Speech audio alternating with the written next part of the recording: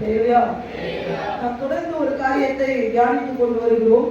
என்ன காரியம் என்று சொல்லி பார்த்தீங்கன்னா, நாம் காத்திருக்க வேண்டும் என்று சொல்லி அப்போஸ்தலருடைய நடவடிக்கைகள் 1ஆம் அதிகாரம் 4ஆவது வசனம் 5ஆவது வசனம் ஆண்டவர் சொல்கிறார், நீங்கள் என்ன பண்ண வேண்டும்? எருசலேமில் என்ன பண்ண வேண்டும்?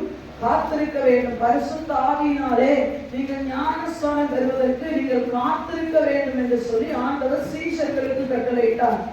சீஷர்களே காத்திருக்க வேண்டும் என்று சொன்னால் நாம் காத்திருக்க வேண்டிய அவசியத்தை நாம் தொடர்ந்து பார்த்து கொண்டு வருகிறோம்.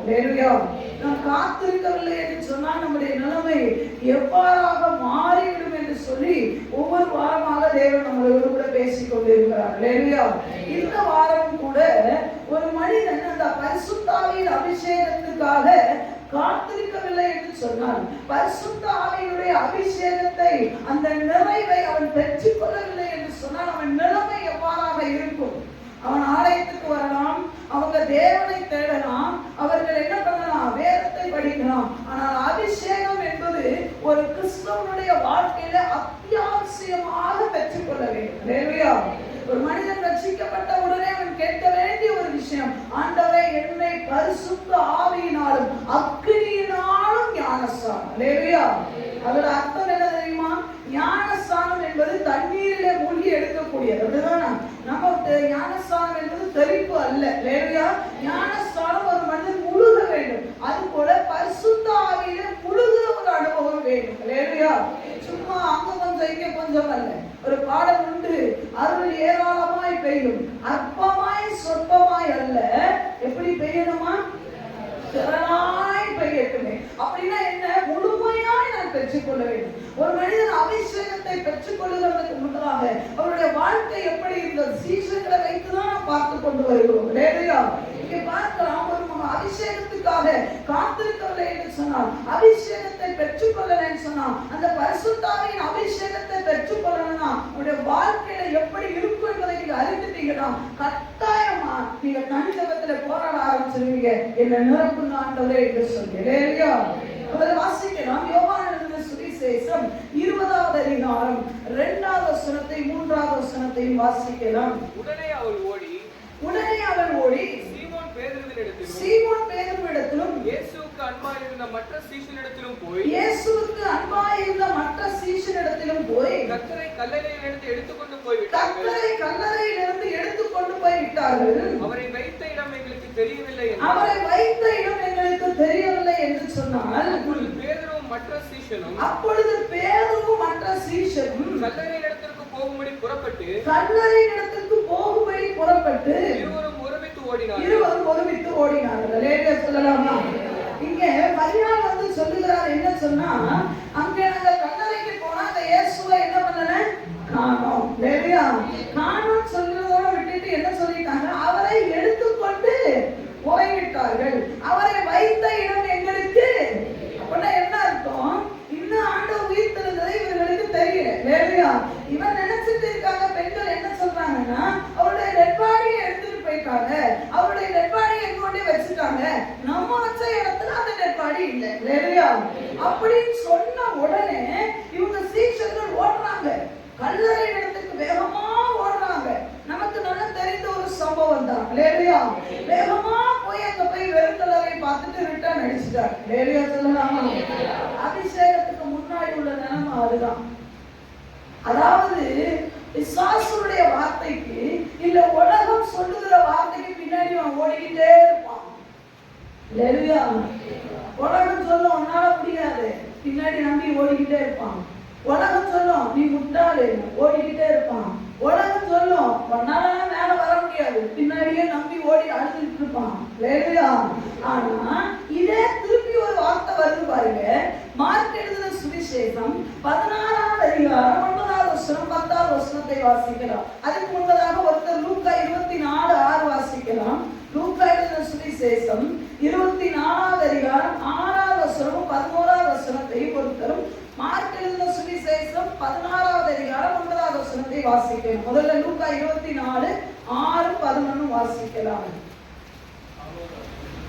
அவர் இங்கே இல்லை, அவர் உயிர் தெழுந்தார். யார் வந்து சொல்ற? ஸ்திரீகள். இதே ஸ்திரீகள் மறுபடியும் சொல்றாங்க, அவர் என்ன இல்லை. தூதர்கள் வந்து சொன்ன உடனே அந்த ஸ்திரீகள்கிட்ட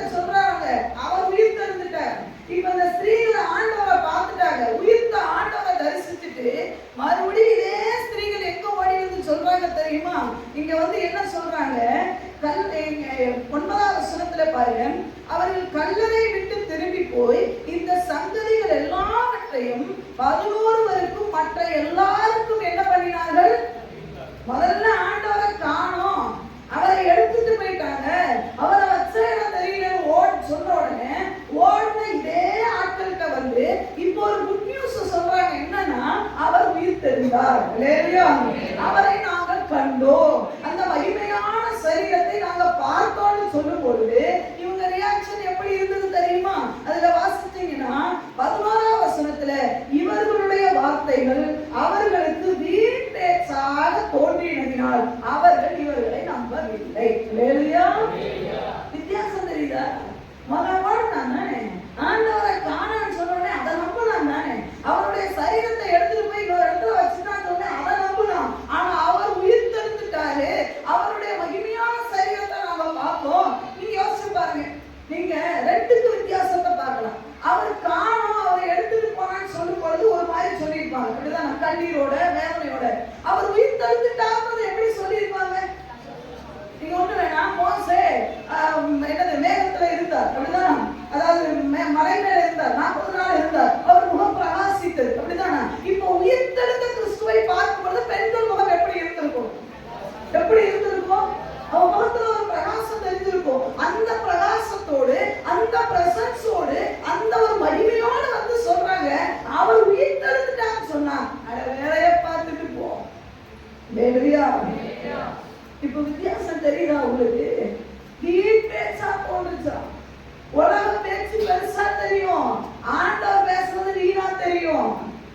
அபிஷேகம் இருந்தாலும் உலக பேச்சு சரியல்ல, ஆண்டவர் சொல்லுகிறது சரி என்பதை தெரியும். ஒரு மனுஷன் அபிஷேகத்துக்குள்ள இருந்தாலும் சத்தியத்தை சொல்லுகிற இடத்துக்கு அவனால ஓட முடியும். ஆண்டவர் சொன்ன வார்த்தையை என்ன பண்ண முடியும்? நம்ப முடியும். ஆண்டவர் சொன்ன வார்த்தைக்கு ஆமென் சொல்ல முடியும். இங்க யோசிச்சு பாருங்க, ஒரு பெரிய மாய்மாலத்துக்குள்ள இவங்க மாட்டிக்கிட்டாங்க. அவர் இல்லைன்னு சொல்லும் போது ஓடின ஆட்கள் அவர் உயிர் தந்துட்டாரப்பா நாங்க பார்த்தோம் ஒரு முகத்துல ஒரு சந்தோஷத்தோட சொல்றான். அத்தனை பேர் சொல்றான், சும்மா வளர்ந்து இருங்க. வாக்குத்தத்தம் சொல்லும் போது ஆகாவோன்னு பாராட்டோமா?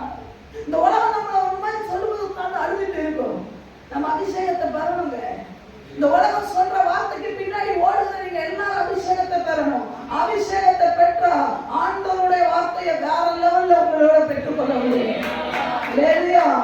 அபிஷேகம் பெற்றவனால மட்டும்தான் ஆண்டவருடைய மகிமையின் வார்த்தையை புரிந்து கொள்ள முடியும்.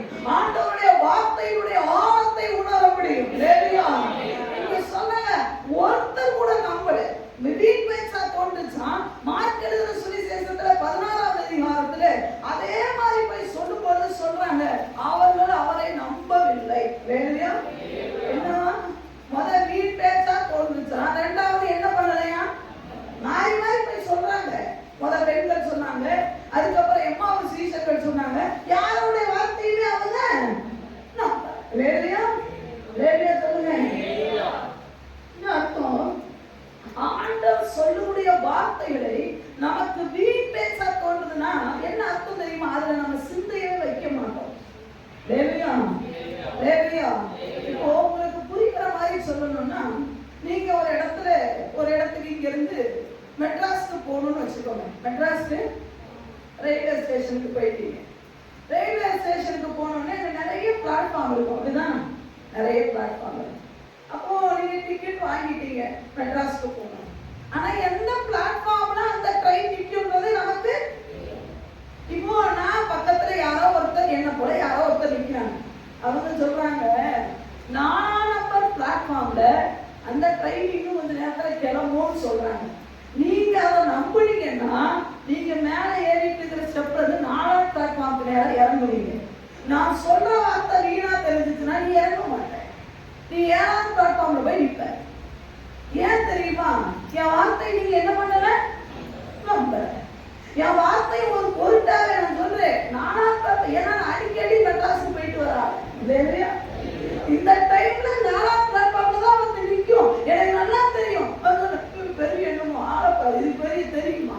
பெரிய வார்த்தை சொல்லிட்டு எங்களுக்கு தெரியும். அவங்க சொன்னாங்க, நேற்று போயிட்டு வந்த சொந்தக்காரங்க சொன்னாங்க, அதுக்கு 7ஆம் பிளாட்ஃபார்ம்ல தான் அந்த ட்ரெயின் வந்து நிற்கும்னு சொன்னாங்க.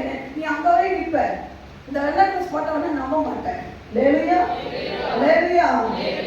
அவர் வந்து கெஞ்ச மாட்டார், சொல்லிட்டே போயிடுவார். ஆனால் பார்த்தாங்க இருக்கு ஏறிட்டு போ, அவ்வளவுதான். இன்னும் கொஞ்ச நேரத்துல புறப்பட போகுதுன்னு சொன்னா நீ 7வது பிளாட்ஃபார்ம் அங்க போய் நிற்ப. கடைசியில அந்த மைக்ல சொல்லும் பொழுது 7வது பிளாட்ஃபார்ம்ல ஏறி அது ஸ்டெப்ஸ்ல இறங்கி இறங்குறதுக்குள்ள ஒரு ட்ரெயின் மூவ் ஆயிடும். நிறைய பேருடைய வாழ்க்கையில என்ன தெரியுமா, இந்த உலகம் சொல்லுகிற வார்த்தைக்கு பின்னாடி ஓடுகிறோம். ஆனா தேவ வார்த்தைக்கு பின்னதாக ஓட முடியல. தேவ வார்த்தையை நம்ப முடியலைங்க. தேவ வார்த்தைக்கு இம்பார்ட்டன்ட் கொடுக்க முடியல. தேவ வார்த்தையுடைய அந்த மகிமையை உணர முடியல. தேவன் என்ன சொல்லுகிறார் அதை நம்மளால செயல்படுத்த முடியல. காரணம் என்ன தெரியுமா, அசால்ட்டு. இதெல்லாம் நடக்கவா போகுது, இதெல்லாம் என்ன பெரிய, இந்த வார்த்தையெல்லாம் கேட்கலன்னா என்ன பெருசா எல்லாமே சொல்லி போறாங்க.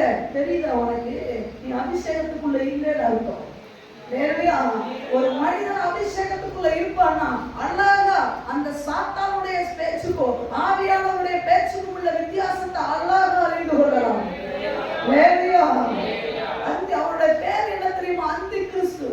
ஆண்டவருடைய பேர் கிறிஸ்து, அவன் பேர் அந்தி. ஒரே மாதிரி தான் இருக்கும், வார்த்தைகள் ஒன்று போல இருக்கும். ஆனா பிரித்தெறியக்கூடிய ஒரு பெரிய கலை யாரிடத்துல இருக்கு தெரியுமா, அபிஷேகம் பெற்றவர்களுக்குள்ளதான் இருக்கு.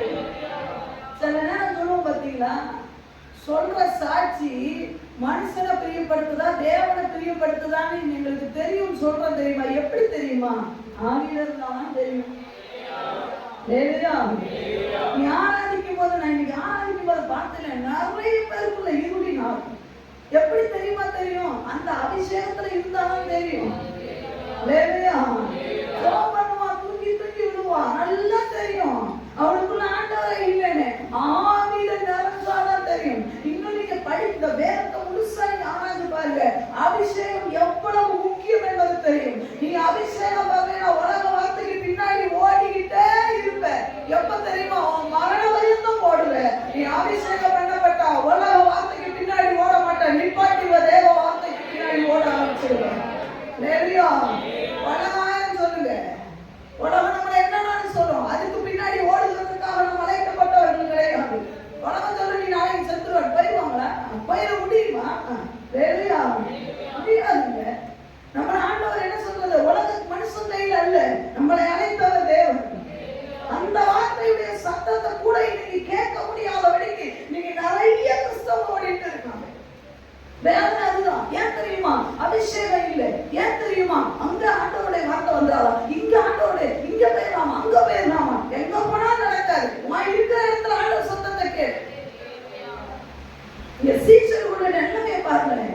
ஆண்டவர் இங்கே எடுத்துட்டு போயிட்டாங்க, டெட்பாடியை காணாம ஓடணும். ஆனா ஆண்டவர் வீட்டுல இருந்தாங்க, அதெல்லாம் நம்ப முடியாது. அதெல்லாம் வாழ்க்கை ஒண்ணுன்னா மறைச்சு போயிடும், அதை நம்புவான். ஆண்டவர் உன்னை உயர்த்துவார்ன்றது நம்ப மாட்டான். நீ காத்துல தேவன் உன்னை நிரப்புவார், நம்ப மாட்டான். நீ ஜெபம் பண்ண ஆண்டவர் உன்னை உயர்த்துவார், நம்ப மாட்டான். அதிகாலை ஜெபத்துக்கு வா, உன் வாசல் திறக்கப்படும், நம்ப மாட்டான். வீண் பேச்சா தெரியும். ஏன் நீ 4வது பிளாட்ஃபார்ம்க்கு இறங்கல, 7வது பிளாட்ஃபார்ம்ல இருக்கிறது அர்த்தம் என்ன தெரியுமா, நீ வீண் பேச்சா உனக்கு தோன்றனால உனக்கு 4வது பிளாட்ஃபார்ம்ல வந்து இறங்க முடியல. கால ஜெபத்துக்கு எழுந்து சொன்னீங்க, எழுத முடியல, உனக்கு அது வீண் பேச்சா தெரியுது. ஒரு மனிதன் அதிகாலை ஜெபம் எழுப்புவான் என்று சொன்னால் திறக்கப்படாத வெண்கல கதவுகள் எல்லாம் அவனுக்கு திறக்கப்படும். நீ எந்த ஒரு எஃபோர்ட் எடுக்க வேண்டாம், உனக்கு வாசல கப்பு கப்பு கப்பு கப்புன்னு திறந்துட்டு போயிட்டே இருப்பாரு. அது அதிகால ஜெபத்துல தூங்காம உட்கார்ந்து இருக்கிறார். அதிகால ஜெபத்துல நீ அபிஷேகத்துல நிறைஞ்சு பாரு. நாம எதையுமே செய்ய மாட்டோம். ஆனா ஆண்டவர் வாசல திறக்கணும்னா எப்படி, உனக்கு அது வீண் பேச்சா தெரியுது. உனக்கு தான் அது ஒரு என்ன தெரியுமா, நம்ப முடியாது. எல்லாத்துக்கும் ஜோமனா எப்படி இல்லை, எல்லாத்துக்கும் கேட்டா ஜவான்றாங்களே. ஆமா, அது ஒண்ணுதான் வாசல். இப்போ நல்ல கவனிக்கணும், இங்கே அபிஷேகம் பண்ணப்பட்டவனுடைய நிலைமை என்ன என்பதை பார்க்க போகிறோம். ஒரு மனிதன் அபிஷேகத்தை பெற்றிருப்பான் என்று சொன்னால் அவனுடைய வார்த்தைகள் எப்படி இருக்கும், அவனிடத்துல விசுவாசு சொல்லும் போது அவன் வார்த்தை எப்படியாக இருக்கும் என்று சொல்லி வேதத்திலிருந்து சில நபர்களை நம்ம பார்க்க போகிறோம். இன்றைக்கு சீஷர்கள் உலக வார்த்தைக்கு பின்னதாக போனாங்க. ஆனால் ஒரு மனிதன் அபிஷேகம் பெற்றிருப்பான் என்று சொன்னால் உலக வார்த்தைக்கு விரோதமாக செயல் எப்படி இருக்கும், அவனுடைய வார்த்தை எப்படி இருக்கும், அவன் நடக்கை எப்படி இருக்கும் என்று சொல்லி பார்க்க போகிறோம். முதல் ஒரு மனிதனை பார்க்கலாம். புஸ்தகம் 6வது அதிகாரம். எல்லாரும் எடுத்து வைத்துக் கொள்ள. எல்லாம் பைபிளை கையில தூக்குங்க பார்க்கலாம். பைபிளை மடியில வைக்க கூடாது. பைபிள் என்ன அவ்வளவு வெயிட்டாவா இருக்கு? பைபிளை கையில தூக்குங்க. ஒரு மணி நேரம் பைபிளை தூக்குறதுனால ஒன்னும் நீங்க குறைஞ்சு போறது கொழுப்பெல்லாம் குறையும். 6வது அதிகாரம் 10வது வசனம் வாசிக்கிறோம். நெகேமியா புஸ்தகம் 6வது அதிகாரம் 10வது வசனம் 11வது வசனம் வாசிக்கலாம். மெகதாவியலின் குமாரனாகிய தெலாயாவின் மகன் செமாயா தன் வீட்டில் அடைக்கப்பட்டிருக்கும் போது நான் அவனிடத்தில் போனேன். அப்பொழுது அவன் நாம் இருவருமாய் நாம் 2 பேரும் சேர்ந்து தேவனுடைய வீடாகிய ஆலயத்துக்குள்ளே போய் தேவாலயத்தின் கதவுகளை பூட்டுவோம் வாரும். உம்மை கொன்று போட வருவார்கள். காரணம் ஏன் தேவாலயத்துக்குள்ள போய் பூட்டிக்கலாம் ஜெபம் பண்ணலாம்னு கூப்பிடுறேன்னா பாரு, ஓய் என்னோட நல்லதுக்காக சொல்லல. இப்போ வர நேற்று பாருங்க, இவன் என்ன சொல்றான்? இவனை பாரு, நீ ஒரு தீர்க்கதரிசி. லேலுயா. யார் தீர்க்கதரிசி? செமாயா. லேலுயா. இந்த செமாயா ஒரு தீர்க்கதரிசியா எண்ணப்பட்டவன். லேலுயா. அதாவது தீர்க்கதரிசினா தானம் போன காசு கொடுத்தா காசுக்கு தகுந்த மாதிரி தீர்க்கதரிசனம் சொல்லுவாங்க. லேலுயா. அப்படிப்பட்ட ஒரு மனிதன். இவன் நெகேமியாவை பார்த்து சொல்லுகிறார், நம்ம 2 பேரும் வாங்க எங்க வீட்டுக்குள்ள, அதாவது என் வீட்டுக்குள்ள போய் ஜெபம் பண்ணலாம்னு சொல்ல தேவாலயத்துக்குள்ள போய் ஜெபம் பண்ணலாம். தேவாலயத்துல போய் அரவிட்ட கதவு பூட்டிக்கலாம். ஏன் பூட்டிக்கலாம்னு சொல்லி அவனே எக்ஸ்பிளைன் கொடுக்குறான். என்னன்னா, உம்மை கொன்று போட வருவார்கள், இரவிலே உம்மை கொன்று போட வருவார்கள் என்றான். லேலுயா சொல்லலாமா? லேலுயா. நல்லா கவனிக்கணும். அதுக்கு நெகேமியா சொன்ன வார்த்தை என்ன தெரியுமா? நெகேமியா சொன்ன வார்த்தை என்ன? சுவர்புறமாய் திரும்பி ஆண்டவரே 15 வருஷத்தை எனக்கு கூட்டி கொடுங்க கேட்டாரா? உட்கார்ந்து அழுத. அபிஷேகம் பண்ணப்பட்டோட வார்த்தை என்ன தெரியுமா? தில்லா வருங்க, தன்னாவட்டா வரணும். ஏன் தெரியுமா? அங்க இருந்து அரண்மனையில இருந்து கொண்டு வந்து என்ன கொலை பண்றதுக்கு ஆண்டவர் கொண்டு வந்தாரு. நான் என்ன அழகத்தை கட்டி பிடிக்கிறேன், அதுக்குள்ள என்ன கொண்டு வருவாங்க. அதை கொடுக்க முடியும்? தேவனுடைய வார்த்தைய அபிஷேகம் பண்ணப்பட்ட சந்தேகப்படவே மாட்டான். அங்க இருந்து ராஜ அரண்மனையில இருந்து நான் எல்லா பொருட்களையும் கொண்டு வந்தது எதுக்கு? குழி தோண்டி என்ன புதைக்கவா? இல்ல. என்னை தேவன் இந்த எருசலேமுக்கு கொண்டு வந்தது எதுக்கு தெரியுமா? எருசலேமுடைய நிந்தை நீக்க வேண்டும். எருசலேமை நிந்திக்கிறான் பாத்தியா? ஒரு கல்ல மேல இன்னொரு கல்லு வைக்கும் போது இவங்க கட்டுறாங்க இவங்க கட்டுனா என்ன? ஒரு நிறைய கூட உடச்சு போயிருன்னு நக்கல் அடிக்கிறான் பாத்தியா?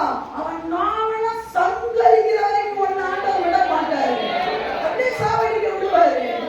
சும்மா அந்த உலக வார்த்தைக்கு பயந்து ஐயா நீ அபிஷேகம் பெற்று தொலைய மாட்டேன். என்ன கிறிஸ்தவனி? பல வருஷமா சபைக்குள்ள உட்கார்ந்து இருக்கிற விசுவாச வார்த்தை கேட்டோன்னு நான் தான் பாக்குறேனே. நான் காலையில நல்லா இருப்பாங்க, மாலையில பாருங்க அப்படி சுருங்கி போய் வரும்.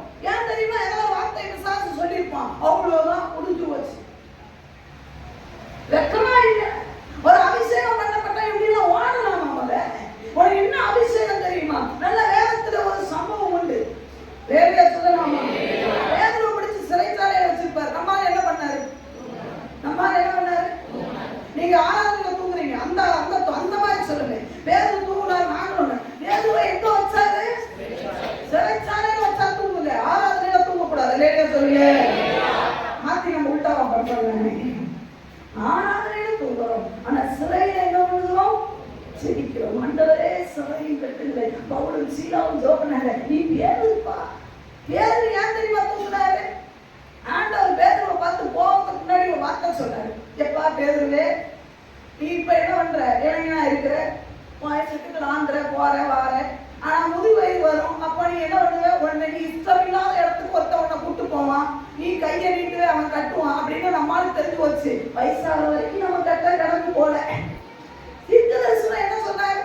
நம்ம அப்பா என்ன சொன்னார்? வாசிங்க அந்த யோவான் சுவிசேஷத்துல ஒரு மாதிரி பெக்க என்னையே பார்க்க கூடாது. பார்க்கணும். யோவான் சுவிசேஷம் கடைசி அதிகாரத்துல என்ன சொன்னாரு? ஆண்டவர் சொன்னாரு, எடுத்த உடனே எடுத்துக்கணுமே. சொன்ன உடனே நீ இளவயதுள்ளவனா இருந்தபோது நீ உன்னை உன் பெல்ட்டை நீயே போட்டுக்கிட்டாய். உனக்கு எங்கெல்லாம் போகணும்னு நினைச்சு அங்கெல்லாம் போன. நீ வயசாகும் போது உன் கைகளை நீட்டுவாய்.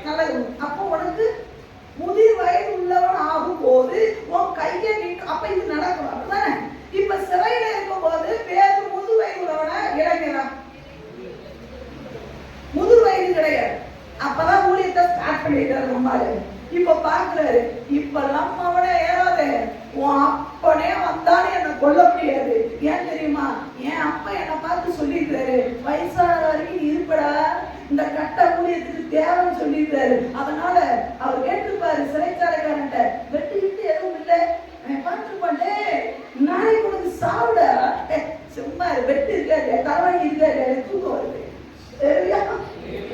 அவன் பக்கத்துல இருக்க எப்படி பார்த்திருப்பான்னு நினைக்கிறீங்க? இது வரைக்கும் ஒரு கைதியை நான் இப்படி பார்த்ததே இல்லடா. நம்ம செம்ம தூக்கம், தூக்கம் கொரட்ட சத்தத்துல சிறைச்சாலையில இருக்கிற அந்த போச்சேவனுக்கு கூட தூக்கம் இருக்காரு. என்னடா கொரட்ட 4ஆம் கவலை தாண்டி கேட்டுட்டு தூதர் வந்து தட்டி எழுப்புறாரு, சார் எந்திரிக்க போலாமா அப்படின்னா, அப்ப கூட கனவுல போனா அப்படி 4 கதவை தாண்டி வெளியே வந்து நிற்கும் போதுதான் தெரியுது, ஒரு கனவுல வர ஆண்டர் நான் தான் சொல்றேன்ல, என் ஆண்டர் வெளியே கொண்டு வருவாருன்னு. ஐயா, ஓ மேல இருக்கிற தரிசனம் முடிகிற வரைக்கும் எவனும் சொல்ல முடியாது. நினைக்கிறீங்க கணக்கு ஆற்றல கொடுக்கணும். என்ன ஆண்டது இந்த சேலத்துல ஒரு 70 பார்க்க வச்சிருக்கிறான்னா எந்த பொம்மனாலும் என்ன அசைக்க முடியாது. அது ஏன் விசுவாசமா இருக்கணும். எதுக்கு கொண்டு வந்தேன்? தோபியாவும் சன்பல்லாத்தையும் கேட்கறத கேட்டு நாட்டு சாவா கொண்டு வந்தேன். அது பேசதான் செய்வான். சொபிக்கிறாங்களாம், அப்படி பயங்கரமா பண்றாங்களாம். சொல்றானா, நீ தெரிஞ்சுக்கோ, அவனுக்கு அங்க எங்கேயோ கூப்பிடுது. சொல்லுங்க, நம்ம ஜெபிக்கும் போது எவனாவது நம்மளை ஏளனமா பேசினா நீங்க நினைச்சுக்கணும், அவனுக்கு எங்கேயோ குத்துது போடையுது. அதனால நம்ம என்ன பண்றோம்? உண்மையா சொல்லுங்க, அமே சொல்லுங்க. தலை கொடுக்குது, என்ன பண்றானோ, என்ன ஆராதனைக்கு போறானோ, என்னமோ போறாங்களா இல்ல ட்ரெஸ், நீ நினைச்சுக்கணும் குத்துதா கொண்டா உனக்கு குத்தாட்டம். சொல்லலாம், ஏன் உன்னை கொண்டு போன வருவாங்களா, நம்ம 2 பேரும் போய் தேவாலயத்துக்குள்ள பதிக்கலாம் அப்படின்னா நம்ம சொன்னது, என்ன போனவன் என்ன மாதிரி ஒரு ஆம்பளை ஓடுவாங்கடா. லேடியா சொல்லுங்க, அதுதான் நம்ம வார்த்தையா இருக்கணும். லேடியா சொல்லுங்க. பிசாசு சொன்ன வார்த்தைக்கு அபிஷேகம் பண்ணப்பட்டவனுடைய ரீப்ளை என்னவா இருக்கும் தெரியுமா? என்னை போன்றவன் ஓடி போவான். என்ன நினைச்சிட்டு இருக்கிற? எருசலேம் அலகத்தை கட்டி முடிக்கிற மனுஷன் அவனை போக மாட்டேன் தெரிஞ்சுக்கோ. இந்த கட்டை வேறாது. லேடியா சொல்லலாமா? நீங்க யாரு நினைச்சிட்டு இருக்கீங்க? பிசாசு வார்த்தையை கேட்டு பயந்து ஓடக்கூடிய நாய் தாங்க ஓடும். யுத்தத்தை கட்டா எது ஓடும்? ஒரு பட்டாசு வெடிக்கிற எது ஓடும்? குதிரை என்ன பண்ணும்? ஒரு போர்க்களத்தை ஒரு போர் படையில கொண்டு குதிரையை நாயை விடுங்க, நாய் என்ன பண்ணும்? வாழை சுருட்டி உள்ள வச்சுக்கிட்டு என்ன பண்ணும்? ஓடும். அதே குதிரை வேற லெவல்ல முன்னேறி போகும். நீங்க நானும் குதிரையை அழைக்கப்பட்டு இருக்கிறோம். யோசிச்சு பாருங்க, நாம போய் பதுப்பு குழியில பதுங்குற மக்கள் அல்ல, நம்ம பராக்கிரமசாலிங்க, நம்ம ராணுவ வீரர்கள். ஒரு கையில துப்பாக்கி எடுக்கிற ராணுவ வீரன் எதிரி வர்றான்னு கேட்டு அண்டர் கிரவுண்ட்ல போய் பதுக்க மாட்டான். அண்டர் கிரவுண்ட்ல யார் பதுமா தெரியுமா? பாமர மக்கள் போய் பதுக்குவான். ஆனா ராணுவ வீரன் என்ன தெரியுமா? துப்பாக்கியை ஏந்தி கொண்டு பதில் பேர் நினைப்பான். அந்த மாதிரி வார்த்தையை சொல்லு. விசாசு சொல்றான் உட்கார்ந்து, எத்தனை காலம் தண்ணீர் வெடிக்க போகிறேன், எத்தனை காலம் அவனுக்கு உனக்கு வாழ்க்கையில இடம் கொடுக்க போகிறேன். நீ சொல்ல, விசாச என்ன நினைச்சுக்கிட்டு இருக்கிற? ஓடுங்க நினைச்சியாக்கும். என்ன பண்ண பார்த்தா ஓடுற மாதிரி தெரியுதா? நின்று ஜெயிப்பேன். நான் ஓட மாட்டேன். உயிருக்கு பயத்துல இந்த இடத்துல நான் வரல. லேடியா சொல்லுங்க. ஏன் தெரியுமா? எப்பப்போ போற உயிரை அப்பவே காப்பாத்தி கொண்டு வந்துட்டேன். லேடியா சொல்லுங்க. இன்னைக்கு உயிரை வச்சிருக்கிறாருன்னா அவருடைய கிருபை. வசனம் சொல்லுகிறது, அவருடைய சுவாசம் எனக்கு உயிர் தந்தது. அவருடைய சுவாசம் எனக்கு உயிர் தந்தது. அந்த சுவாசத்தை நீ பண்ணா இங்க உயிரி போகும். நீ நினைக்கிற மாதிரி ஓ அம்போ ஓ வில்லோ உன்னுடைய கடைகளோ என் உயிரை பறிக்காது. அந்த சுவாசத்தை சாப்பிடாதான் என் உயிர் போகும். என்ன ட்ரீட்மெண்ட் கொடுக்குறீங்க? ஓடுறீங்களா? வார்த்தைக்கு பின்னாடி அழுதுட்டு உட்கார்ந்துருக்கீங்களா? நான் பார்க்கலாமா அப்படின்றாங்க. நீ சொல்லு, பார்த்துதான் பாரு, வச்சுனா பாரு. சொல்லுங்க. நிறைய நேரம் அவன் வார்த்தையை கேட்டு அபிஷேகம் இல்லைங்க. நீங்க நல்ல, நான் பிராக்டிக்கலா சொல்றேன், இந்த அபிஷேகம் பண்ண பட்டவன் அவளுக்கு நேரம் அந்த வார்த்தை வரும். அவனுக்கு நேரம் அவனை டிஸ்கரேஜ் பண்ற மாதிரியான வார்த்தைகள் வரும். அவனும் கொஞ்சம் ஒரு மாதிரி தடுமாறுவான். ஆனா போய் உட்கார்ந்தனே ஆவியான சைலண்டா பக்கத்துல வந்து உட்கார்ந்தாரு. ரொம்ப சைலண்டா வந்து உட்கார்ந்தாரு. என்னடா நானே உன்னை அழைச்சது நான்டா தங்குவான். அதெல்லாம் ஒண்ணும் பண்ண மாட்டான். அந்த அபிஷேகம் அந்த சத்தத்தை நீங்க கேட்கணுங்க.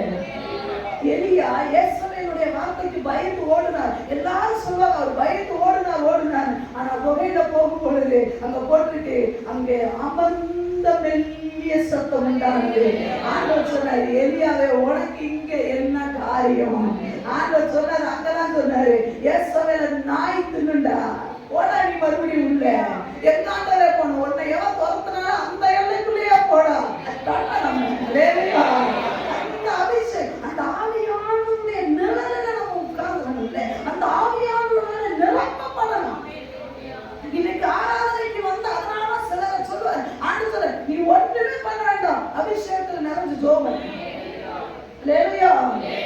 அபிஷேகத்தை பெறாம வந்தான் பாஸ்டரை தேடுவான் பாருங்க.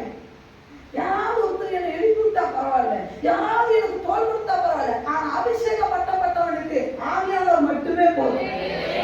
யாரும் அவனை தட்ட வேண்டாம். அவர் தட்ட வேண்டிய நேரத்துல சரியா தட்டுவாரு, உணர்த்த வேண்டிய நேரத்துல சரியா உணர்த்துவாரு, தைரியம் கொடுக்க வேண்டிய நேரத்துல சரியா தைரியம் கொடுப்பாரு. வேதனைக்கு என்னங்க இருந்தது? சிறைச்சாலைக்குள்ள இருக்கும் போது ஒண்ணும் கிடையாது, அந்த அபிஷேகம் வேலை செஞ்சிச்சு. அமைதியா கூட நீ கடைசி வரைக்கும் உயிரோட இருக்க. அதையும் பேசிட்டாரு. முதல்ல அந்த அபிஷேகம் இல்லாதனால நம்மால் ஓடுறாரு உலகத்துக்கு பின்னாடி, உலக வார்த்தைக்கு பின்னாடி. இப்ப ஆவியான வந்தனால கையில விளக்கப்பட்டா நம்ம நிம்மதியா தூங்குறேன். ஒண்ணு தெரிஞ்சு பிசாசை பார்த்து சொல்லு, நானும் ஓட மாட்டேன். சொல்லணும், என்ன சொல்லணும்? என்ன பண்றேன்? கண்ட காரியத்துக்குலாம் ஓடவேன். சும்மா சிலமா எலி என்னது பாச்சான் என்னது இந்த கரப்பாம்பூச்சி ஓடுவான். பிசாசு அப்படிப்பட்டவன் தான். சும்மா அவனை பார்த்து ஓடிக்கிட்டே தெரியாத காலமெல்லாம் ஓட வச்சிருவான். வேறையா சொல்லுங்க, வேறையா சொல்றான், நட்டுண்டா ஓட மாட்டேன். அவனுக்கு மொத்த அடி பிசாசுக்கு ஒன்று என்ன தெரியுமா? ஓ வார்த்தையில நீ ரிப்ளை அடி, உங்க வார்த்தையில நீங்க கொடுக்குற அடியும் முத அடி. வேறையா பல வருஷம் ஆனாலும் சரி, ஆண்டவரே என்னால நம்ப முடியல, ஆண்டவரே அப்படி சொல்றான். எத்தனை காரண கம்ப்ளைண்ட் ஆண்டவர்கிட்ட கொண்டு வருவேன். ஒரு வருஷத்தோட எப்படி சொன்னாராம், ஒரு பிரச்சனையை பத்தி ஆண்டவர்கிட்ட சொல்றதை விட ஆண்டவரை பத்தி பிரச்சனைகிட்ட போய் பேசு. எப்படி உன் பிரச்சனையை பத்தி ஆண்டவர்கிட்ட பேசுறதை விட உன் ஆண்டவரை பத்தி பிரச்சனைகிட்ட போய் பேசு. எனக்கு எத்தனை பேர் அந்த முடிவுக்கு வர போறீங்க? நம்ம அப்படி கிடையாது. ஆண்டவரை என் பிரச்சனை உங்களுக்கு தெரியுமா? ஆண்டவர் இப்பெல்லாம் காது கொடுத்து கேட்கறதே இல்லை. நான் கேட்க விரும்புறேன், அது பிரச்சனையாக நான் பாக்குறேன். தொபியாவை பத்தி ஆண்டவர் என்ன தெரியாதோட பயந்துருப்பாரு நினைக்கிறீங்க? சண்டலாத்தை பத்தி ஆண்டவர் பயந்துருப்பாரா? கோலியாத்தை பத்தி ஆண்டவர் பயந்துருப்பாரா? இங்க பாத்துக்கான செமாயா பத்தி ஆண்டவர் பயந்துருப்பாரு. நம்ம போய் சொல்றோம், ஆண்டவரே செமாயா என்ன சொல்றோம் தெரியுமா? நான் செத்து போயிருவேன்னு சொல்றான், என்ன கொண்டு போடுவாங்க. நெகேமியா அந்த கம்ப்ளைண்ட் ஆண்டவர்கிட்ட கொண்டு போறீங்க. செமாயா கிட்ட அடிக்கிறாரு பாருங்க, டே ஆண்டவர் ஜீவிக்கிற தேவன்றாரு. வேலையா யாரு? சாத்ராக் மேஷாக் ஆபேத்நேகோ என்ன சொன்னாரு? என் தேவனை என்ன நினைச்சிட்டு இருக்கிற? அவனை அங்க இருந்து என்னை கொண்டு வந்துட்டனால நீ என்ன பண்ணாலும் ஆடுவ நினைச்சிட்டு அந்த இங்க நடக்க அந்த எண்ணம் இங்க இறங்கிட்ட. நீ கொண்டு வந்து அரண்மனைக்குள்ள வச்சுக்கிட்டனா நான் என்ன செஞ்சாலும் சரி, என்ன செஞ்சாலும் ஆடுவேன். ஆண்டவர் பெரியவர். பிரச்சனை கிட்ட ஆண்டவரை பத்தி பேசுறவன் தான் அபிஷேகம் பண்ணப்பட்டாரு. சரியா? சரியா? ஆண்டவரை பத்தி சரி, ஆண்டவரை பத்தி பிரச்சனை கிட்ட பேசுறவன். சரியா? என் ஆண்டவர் பெரியவர். என் ஆண்டவர் சிறந்தவர். என் ஆண்டவர் எனக்கு அப்படி பண்ணி இருக்கிறார், என் ஆண்டவர் எனக்கு அப்படி சொல்லி இருக்கிறார். சொல்ல சொல்ல சொல்ல நீங்க என்ன நினைக்கிறீங்க? என் ஆண்டவரை பத்தி விசாசி கேட்பானா? என் ஆண்டவரை பத்தி விசாசி கேட்பானா? இயேசுவை பத்தி விசாசி கிட்ட கொஞ்ச நேரம் பேசி பாருங்க, தானா ஆடும். நம்ம பிரச்சனை என்ன தெரியுமா? பிரச்சனையை வந்து ஆண்டவர்கிட்ட பேசும்போது ஆண்டவர் ஆட மாட்டேங்கிறாரு. அதனால முழுக்க முழுக்க எங்கேயோ போயிடணும். நம்ம ஆண்டவரே இந்த பிரச்சனை இப்படி, ஆண்டவரே என் பையன் இப்படி, ஆண்டவரே என் சூழ்நிலை இப்படி, ஆண்டவர் ஆடுவார்னு நினைச்சிட்டு இருக்கிறேன். இல்லை, இப்ப ஆண்டவர்கிட்ட பத்தி என் பிரச்சனை பெருசுதான், ஆனா ஆண்டவர் அதை காட்டிலும் பாட்டு மட்டும் நம்ம மாடுங்க பாடுறதுல குறைச்சலே கிடையாது. பக்கத்துல கை பிடிச்சிருங்க. பாட்டு பாடுறதுல ஒரு குறைச்சல் இல்லை, செயல்ல ஒன்றும் ஆளல. உங்களை வச்சு என்ன பண்ண போறோமோ தெரியல. என்ன பாட்டு பாடினாங்க நான் சொன்னா, என் தேவைய சொல்லி சொல்லி ரொம்ப துக்கப்படுத்த மாட்டேன், என் தேவையே பொய். இந்த வார்த்தை எப்படி இந்த பாட்டு தெரியும்? என் தேவையை சொல்லி சொல்லி ரொம்ப துக்கப்படுத்த, என் தேவைய என் எண்ணத்தை சொல்லி சொல்லி நிறைவேற்றுங்கன்னு சொல்லவும் மாட்டேன். என் எதையுமே அந்த புழுது ஆகாசம் புழுது அந்த வந்து பாடினா அவருக்கு தேவை கொடுத்தது. நாம அப்படி கிடையாது. எனி டைம் பிரச்சனை பண்ணி ஆண்டத்தை நீட்டிக்கிட்டே இருக்கும். அந்த இது அந்த அடுத்து அந்த ஆண்டர் பாப்பாரு, இன்னைக்காக மாறிடுவான். நம்மளை பத்தி சரி இந்த பிரச்சனையை நம்ம தீர்த்துட்டோம்ல, இந்த பிரச்சனையை தீர்த்துட்டே அந்த பிரச்சனை கிட்ட போய் பேசுவான்னு பார்த்தா பேச மாட்டான். என் பயம் அவனுக்கு விடாம சொல்லிட்டே இருக்கியா? லேவியா எனக்கு தேவை நேற்று அதை செய்வார், எனக்கு தேவை நேற்று அதை செய்வார். நேற்று இதை இன்னைக்கு என்ன இன்னைக்கு செய்வார். லேவியா லேவியா சொல்லுங்க. சாத்ராக் மேஷாக் ஆபேத்நேகோ வாலிப வரும் வரைக்கும் பருவ வரைக்கும் நடத்துறாரு, இனி நடத்த மாட்டாரு. எல்லாரையும் அழிச்சுட்டாரு, என்ன மட்டும் வச்சிருக்கிறாரு எழுதி தெரியுமா? பார்வோனே உனக்கு பாடம் கற்பிக்கத்தான் என்ன கொண்டு வந்து. அவன் என்ன எப்படி இருந்தது பத்தியா? அவன் என்ன எப்படி இருந்தது பத்தியா? என்ன பாபிலோனுக்கு கொண்டு வந்தது என்னை கைவிட்டதினாலே அல்ல, அவனுக்கு ஒரு பாடம் கற்பிக்கணும். என்ன பாடம் தெரியுமா? தானியேல் புத்தகத்தை முழுசு பாருங்க. ஒரு ராஜாவும் சொல்லுவான், இவர்கள் ஆராதிக்கிற கர்த்தரே கர்த்தர், இவர்கள் ஆராதிக்கிற தேவனே பெரியவர், இவர்கள் தேவனே பெரியவர், இவர்கள் தேவனே பெரியவர். தானியேல் முழுசு பல இடத்துல வரும். அதை சொல்றதுக்கு தயார் என்ன பாபிலோனுக்கு கொண்டு வந்தேன். நம்ம அப்படி இல்லை. நமக்கு தெரியுமா ஆண்டவரே, அவ்வளவு உயரமா அவ்வளவு அகலமா எல்லாரும் வணங்கணுமா? ரூம பார்த்துக்கிட்டு என்ன பரவிட்டு என்ன பரவுது என்ன பரவுது? நம்மளை கூப்பிடுவாங்க ஓட கல்யாணம் கல்யாணம் ஞாயிற்றுக்கிழமை வச்சிருக்காங்க போல தெரியும். என்னை கூப்பிடுவாங்க போல. இதை சொல்றது உனக்கு வெட்கமா இல்லை? ஆண்டவர்கிட்ட போய் சொல்லு, கல்யாணம் ஞாயிற்றுக்கிழமை வச்சிருக்காங்க. இவனுங்கெல்லாம் என்ன கிறிஸ்தவங்க, வாய்க்கிலேயே பேசி கிழிச்சு எடுத்துருவோம். ஆனா நம்ம ஞாயிற்றுக்கிழமை போய் நிற்போம் பாருங்க. இப்ப அவன் விட்டாரா நம்ம விட்டாரா? சொல்ல மாட்டீங்கதானே? நானே சொல்றேன் வச்சுக்கோங்க. ஞாயிற்றுக்கிழமை கல்யாணம் வச்சிருக்காங்க சிஸ்டர், அது பாருங்க எப்படி அவங்க வைக்கிறாங்க, அவங்க எவ்வளவு மூர்த்தமா வைக்கிறாங்க, அவங்க என்ன கிறிஸ்தவங்க, 25 வருஷமா சபைக்கு போறாங்க, அவங்க அப்படி பண்ணா உங்ககிட்ட சொல்லிட்டு சந்து பின்னாடி சந்தோலிய கல்யாணத்துக்கு போய் பிரியாணியும் ரசத்தையும் மோரையும் பாயாசம் பாயாசம் நல்ல வழிச்சப்பி நக்கிட்டு போது ராஜா வந்து பாக்குற நேற்று தாங்க தோணுச்சுக்கா ஞாயிற்றுக்கிழமை வைக்கிறவங்க மூலன்னு பாயாசத்தை விட்டு இங்க வரைக்கும் இப்ப நான் தானே விட்டாளே போயிட்டு சொன்னாங்களா? சாத்ராக் மேஷாக் ஆபேத்நேகோ சொன்னாங்களா? எங்கேயோ ஓச்சாலும் நம்ம சூழ்நிலை நிறைய சொல்றது என்ன? என் சூழ்நிலை நான் மட்டும் எருசலேம்ல வந்து அதெல்லாம் திரும்பியா பார்த்துருப்பேன். எருசலேம் உனக்கு எவன் தடை செய்யறான்? அண்ணா பாபிலோன்ல கொண்டு வைக்கிறது என்னன்னா ஆண்டவர் இன்னார்னு காட்டுறதுக்கு தான் கொண்டு வைக்கிறாரு. நம்ம சொல்றது நான் மட்டும் எருசலேம்ல இருந்தா நான் இப்ப வணங்கிருப்பேன். எங்க இருந்தாலும் ஆடுதாங்க பண்ணிதான். ஆமாவா இல்லையா? ஆடை கொண்டே சாக்கடையில விட்டோட பண்ணியா மாறிடுமா? அது சொல்லுங்க, சத்தமா சொல்லுங்க. எத்தனை பேர் நடுவுல பள்ளி கூட்டத்துக்கு நடுவுல ஒரு ஆட்டுக்குட்டியை விட்டாலும் அது எதுன்னா அது ஆடுதானே. நம்ம சொல்றோம் நான் மாத்திரம் இந்த சாக்கடைக்கு பக்கத்துல இன்னோமே நான் மாத்திரம் புல்வெளியில இருந்து ஆடா இருந்திருப்பேன். இப்ப நான் சாக்கடைக்கு பக்கத்துல இருக்கனால நான் பண்ணியாக மாறிவிட்டேன். அதனால இதை சாப்பிட வேண்டிய ஒரு சூழ்நிலைக்குள்ளே சூழ்நிலைக்குள்ள நான் தள்ளப்பட்டு விட்டேன். உங்களுக்கு அறியா என்ன கிழிச்சு தள்ளப்பட்டுட்டேன். நல்ல வந்துமா என்ன ஆடா இங்க பாருங்க, ஆடா பண்ணி அணிங்க கைய பிடிச்சு கேளுங்க. ஆடா பண்ணியா என்ன சொல்றாங்க?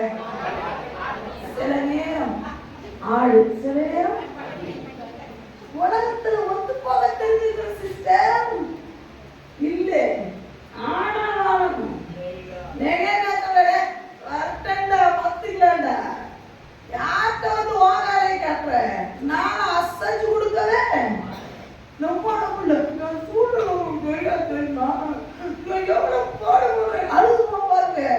நீதிமான் சிங்கத்தை போல தைரியமா இருப்பானா? இந்த தள்ளாட்டம் தான் ஆடுங்கதான் ஆடும். பிரச்சனை உங்களுக்கு பரவாயில்ல நினைப்பா. அப்படி ஏறும் போதே போயிட்டா பரவாயில்ல. ஏன்னா காலமாயும் பிரச்சனையை பத்தி பேசுவோம் பாருங்க. என்னைக்காவது ஒரு நாள் அந்த கண்ணீரோட அந்த எக்ஸ்பிரஷனோட ஆண்டவருடைய அற்புதத்தை வந்து சொன்னான்னு சொல்ல மாட்டான். ஆனா ஒரு பிரச்சனையா அவன் விவரிப்பான் பாரு. நம்ம காதுல இருந்து போக வெளியே தள்ளிடும். போதுங்காட்டே உன் பிரச்சனை எனக்கு தெரியும் விட்டுடா என்ன. அபிஷேகம் பெற்றுக்கணும். விசாசிக்கிட்ட ரிட்டன் வார்த்தை சொல்லணும்னா உனக்கு ஆவியானுடைய அபிஷேகம் வேணும். சொல்லுங்க. அபிஷேகம் இருக்குன்னு வச்சுக்கோங்களேன். சவுலை தேவன் ஆவியானவரால நிரப்பினார். அம்மானி வந்து சொல்றான உடனே என்ன பண்ணாரு? தேவ வல்லமை இறங்குனோடனே சும்மா மாட்ட ரெண்டா வெட்டி வாடா பார்த்துக்கலாம் அவர் கைன்னு சொன்னாரு. அது அபிஷேகம். வாங்க எல்லாமே வந்துக்குள்ள ஒழிச்சுக்கலாம். சில கூட்டம் ஒழியும். பிரச்சனை வரும்போது போய் ஒழிச்சுக்கோம். நன்மை செஞ்சானே நான் வந்துருக்கேன். பிரியாணி போடும்போது உனக்கு என்ன வேலை? அடுப்ப பத்த வைக்கும் போது வராத ஆளுல பிரியாணிக்கு வரவே நான் சொல்றது கடவுள் நினைக்கிறேன். அடுப்ப பத்த வைக்கிறோம்ல, பிரியாணிக்கு போய் காய்கறி வாங்கிட்டோம்ல, கறி வாங்கிட்டோம்ல, அப்போலாம் வராத ஆளு பிரியாணிக்கு மட்டும் வந்து முதல் இடத்து தானே இலையை மூடி இந்த இலையை போய் போனோம் தெரிஞ்சுக்கோம். விசாசிக்கிட்ட நின்று வாய் பேச முடியல, வெட்டிக்கு மட்டும் வந்துட்டாங்க. இப்படிப்பட்ட ஆட்களாக பிரச்சனை ரெடியா சாவல் பண்ணது 1000 தாவீது பண்றது 10,000 பாடியே கவுத்து விட்டுருவாங்க. யுத்தத்துக்கு வராதனால எங்கேயும் வரக்கூடாது. ரெடியா ஆண்டவர் சொன்னார், மந்தைக்கு முன் நடக்கும் கொடாக்களை போல இருக்கணும். மந்தைக்கு முன்னாடி நடக்கணும். அது ஒரு தில்லு வேணும். ரெடியா வாடா எப்பனாலும் பார்த்துக்கிறேன்டா வாடா.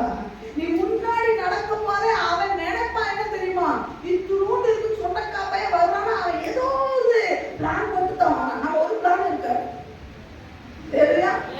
உண்மையா இல்லையா சொல்லுங்க. இப்போ உங்க டிவிக்கு எல்லாத்துக்கும் நான் முன்னாடி நிக்கிறேன்னா எதிரி நினைப்பான், இவன் சும்மா வர மாட்டேங்களே, நம்ம முன்னாடி நிக்க எல்லாரும் பயந்துக்கிறான்.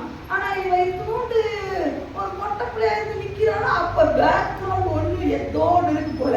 எனக்கு மாம்ச பிரகாரமான எந்த பேக்ரவுண்டும் இல்லை. இன்னும் சொல்ல போனா உள்ளுக்குள்ள நமக்கும் நரம்பெல்லாம் நடுக்கிட்டு தான் இருக்கு. ஆனாலும் நான் இப்பதான் நிற்கும் போது அவன் நினைப்பான், கொஞ்சம் பேக் அடிக்கலாமா, இவன் அப்புறம் பார்த்துக்கலாமா நினைப்பான். நீ பேக் அடிச்சா அவன் முன்னாடி வந்துருவான். நீ முன்னாடி இல்லை. பிரச்சனையை பார்த்து சொல்லு, ஓடலாம் மாட்டேன், நான் நின்று சாதிப்பேன். இப்படா கட்டு வந்த அழகத்தை நீ ஏதோ முடியாதுன்னு சொல்லி என்ன ஓட வைக்கணும் ட்ரை பண்ற பாத்தியா? ஓடவே மாட்டேன், நின்று சாதிப்பேன். ஓ கண்கள் காணாது நடக்கும். ரேடியா என்ன வரட்டும், பாடல்கள் வரட்டும், ஓடக்கூடாது. ரேடியா பஞ்சம் வரட்டும், பட்டினி வரட்டும், நிர்வாணம் வரட்டும், கேவலம் வரட்டும், நம்ம கேவலம் பேசுறாங்க எல்லாம் பேசிட்டோம். அவன் முன்னாடி ஆண்டவர் நிக்க வைப்பார். அது எப்ப தெரியுமா? நீ நிக்கணும் முடிவெடுத்தாதான் நிக்க வைப்பார். நானே ஓடிட்டேன் பரவாயில்ல, எல்லாரும் ஓடிட்டாங்க, நான் மட்டும் நின்று என்ன பண்ண போறேன்? எல்லாம் ஓடிட்டானா அப்ப மொத்த வெற்றி உனக்கு தான். நின்றுக்கோ. எல்லாம் ஓடிட்டாங்க, நான் மட்டும் நின்னா வெற்றி முழுசு யாருக்கு தான் சொந்தம்? என் பேரதான் எழுதுவாங்க. என் கூட பக்கத்துல இப்ப பவுலினா வச்சுக்கிட்டாங்கன்னா ஒரு வெற்றி பெற்றுட்டோம். பேபியும் பவுலினாவும் சேர்ந்து ஜெயித்தார்கள். இப்ப நான் மட்டும் ஜெயிச்சேன்னா பேபி மகத்தான வெற்றி பெற்றாங்க. அப்படித்தானே வரும். இப்ப நம்ம நினைக்கிறோம் எல்லாம் கைவிட்டுட்டோம் சிஸ்டர், எல்லாரும் என்ன கைவிட்டுட்டாங்க. நம்ம சொன்ன சந்தோஷம் இப்பதான் நீங்க தனித்துவமா தெரிய போறீங்க. லேடியா கேமரா முழுசு போக்கஸ் மேலதான் போகும். லேடியா லேடியா இன்னைக்கு அபிஷேகம் பண்ணப்பட்டவனுடைய முதல் வார்த்தை என்ன தெரியுமா? நான் ஓடவே, எல்லாம் சொல்லுங்க, நான் ஓடவே, நான் எந்த சூழ்நிலையும் நாய் தான் ஓடும். பக்கத்துல சொல்லுங்க, எந்த சூழ்நிலை ஓடிடாதீங்க, நாய் தான் ஓடும். நீங்க குதிரை நான் நம்புறேன், யுத்தத்துக்குள்ள பாய்வீங்க நம்புறேன், பிசாசு வார்த்தையை கேட்டு எங்க மூலையில உட்காருவீங்க? என்ன தொக்க போடுவீங்க? தொக்க போட்டுதான் பாருங்க, நானே ஏதாவது பண்ணிருக்கேன் அப்படி சொல்லுங்க. ஒரு மாதிரி ஆப்போசிட் சொல்லுங்க, அப்படியே பயப்பட்டோம். நானே ஏதாவது பண்ணிருக்கேன். காடி கோபம் அவனை பார்த்து சொல்லு, சிரிக்கல. ஏற்கனவே நீ ஏசு மாதிரி ஒரு முகத்தை வச்சுக்கிட்டு நீ சிரிச்சுட்டே சொல்ல அவன் பயப்படுவாங்க. லேலியா சொல்லுங்க, லேலியா போடக்கூடாது. ரெண்டாவது ஒரு ஆளை காட்டு, அவரு நமக்கு தெரிந்த ஒரு மனிதன் தான். வாசிக்கலாம் நியாயாதிபதிகளுடைய புத்தகம் 8வது அதிகாரம் 4வது வசனத்தை வாசிக்கலாம். நியாயாதிபதிகளுடைய புத்தகம் 8வது அதிகாரம் 4வது வசனத்தை வாசிக்கலாம். கிதியோன் யோர்தானுக்கு வந்தபோது அவனும் அவனோடு இருந்த 300 பேரும் அதை கடந்து போய் அவனும் அவனோடு கூட இருந்த 300 பேரும் அதை கடந்து போய் விடாய்த்திருந்தும் சத்துருவை பின்தொடர்ந்தார்கள். அவன் சுக்கோத்தின் மனுஷரை நோக்கி, இப்ப சத்துருவை பின்தொடர்ந்து போறாங்க. போகும்போது சுக்கோத் இடையில ஒரு மனுஷன் ரொம்ப தாகாய்ச்சி பசி எடுத்துச்சு. அப்போ அவங்க இடையில சுக்கோத்தி மனுஷர் வந்தாங்க. அவங்கள பார்த்து, என்னோடு இருக்கிற ஜனத்துக்கு சில அப்பங்களை கொடுங்கள். அவர்கள் விடாய்த்திருக்கிறார்கள். அவங்க ரொம்ப சோர்ந்து போயிட்டாங்க. நான் மீதியானியரின் ராஜாக்களாகிய இவர் தன்னோட நிலைமைய கரெக்டா சொல்றாரு பாருங்க. நான் என் பொண்டாட்டி பிள்ளைகளை மீட்க நான் ஓடல, யாரை மீட்க ஓடுறேன், பின்தொடர்கிறேன், மீதியானியரின் ராஜாக்களாகிய சேபாவையும் சல்முனாவையும் பின்தொடர்கிறேன் என்றான். அல்லேலூயா. நான் என்ன செய்யறேன்? தேவ பணியை செய்யறேன், தேவ ஊழியத்தை செய்யறேன், தேவ திட்டத்தை செய்யறேன். நாங்க கொஞ்சம் விடாச்சு போயிட்டோம், நாங்க பலவீனப்பட்டு போயிட்டோம். அதனால கொஞ்சம் எனக்கு அப்பமும் என்ன கொடுங்க, நீங்க தண்ணி கொடுங்கன்னா இவன் சொல்ற வார்த்தையை பாருங்களேன். அதற்கு சுக்கோத்தி பிரபுக்கள், உன் சேனைக்கு நாங்கள் அப்பம் கொடுக்கிறதற்கு சேபா சல்முனா என்பவர்களின் கை உன் வசமாய். அப்படின்னா என்ன? ஜெயிச்சிட்டியா? அப்போ நீ வெற்றி பெற்றுட்டியா? உனக்கு நான் அப்பம் கொடுக்கிறதுக்கு நீ பேர் என்னடா சாதனை பண்ணுன, என்னடா ஜெயித்த? லேலியா லேலியா. இப்ப அந்த கிதியோனுடைய வார்த்தையை பாருங்க. 7வது வசனம் சொல்லுகிறது, அப்பொழுது கிதியோன் அவர்களை நோக்கி, கர்த்தர் சேபாவையும் சல்முனாவையும் என் கையில் ஒப்பு கொடுக்கும் போது. லேலியா. அப்படின்னா என்ன அர்த்தம்? நான் ஜெயிப்பேன், சேபாவையும் சல்முனாவையும் நான் பிடிப்பேன். இருக்கிற நிலைமை அப்ப இல்லாத நிலைமை, இருக்கிற நிலைமை சோர்ந்து போன நிலைமை, இருக்கிற நிலைமை யோர்தானை தாண்டி விடாய்த்து போன நிலைமை. ஆனா சொல்ற வார்த்தை என்ன தெரியுமா? என் சத்துருக்களை நான் என் கையில ஒப்பு கொடுப்பார், என் சத்துருக்களை நான் பிடிப்பேன். அப்படின்னா என்ன? வெற்றி பெறுவேன், ஜெயம் பெறுவேன், இந்த போராட்டத்திலே நான் ஜெயிப்பேன். சுக்கோத்தி மக்களை பார்த்து சொல்றாரு என்ன தெரியுமா? ஆண்டவர் என் கையில ஒப்பு கொடுக்கும் போது. அப்படின்னு என்ன? ஒப்பு கொடுப்பாருடா, நீ பாப்ப. அப்படி ஒப்பு கொடுக்கும் போது நான் இதே வழியா தான் வருவேன். வேற எங்கேயும் போக மாட்டேன், உன் வழியா தான் வருவேன். அன்னைக்கு உனக்கு இருக்கா? ரொம்ப அற்புதமான ஒரு பதில். திருப்பி மறுபடியும் அங்க சொல்லிட்டு இன்னொரு இடத்துக்கு போறார், பெனுவேலுக்கு போறார். அங்க போய் அப்படியே கேட்கிறார், எப்பா ரொம்ப விடாய்த்து போயிருவான், அவன் தான் தண்ணி கொடுக்கல, நீயாவது ஒரு அப்பம் கொடுனா. அவனும் கேட்கும் போது இவன் சொல்ற வார்த்தை 9வது வசனத்திலே பாருங்க. அப்பொழுது அவன் பெனுவேலின் மனுஷரை பார்த்து, நான் சமாதானத்தோடு திரும்பி. அப்படின்னா என்ன? வெற்றியோட வருவேன், சக்சஸோட வருவேன்.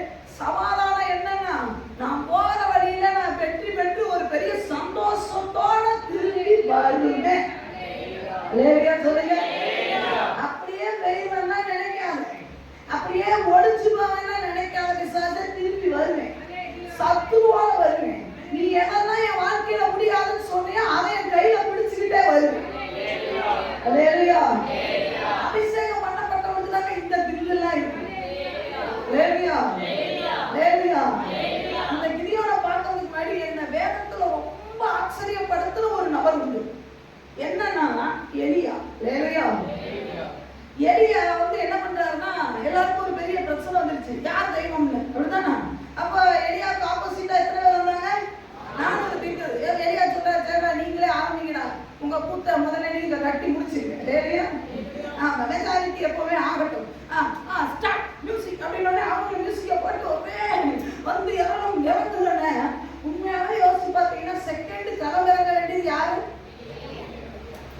இப்ப நீங்க யோசிக்கணும், நீங்க பிராக்டிகலா யோசிக்கணும். ஏன் வேதம் சுவாரஸ்யம்ன்றத ஆவியான துணை கொண்டு படிச்சாதான் தெரியும். வேறையா இப்ப நீங்க சிங்கிளா உட்காந்துருக்கீங்க, நானும் ஒரே குதிக்கிறேன், ஆனா வைக்கிறேன், ஆனா ஒண்ணுமே இறங்கல. அடுத்து கலந்து இறங்க வேண்டியது யாரு?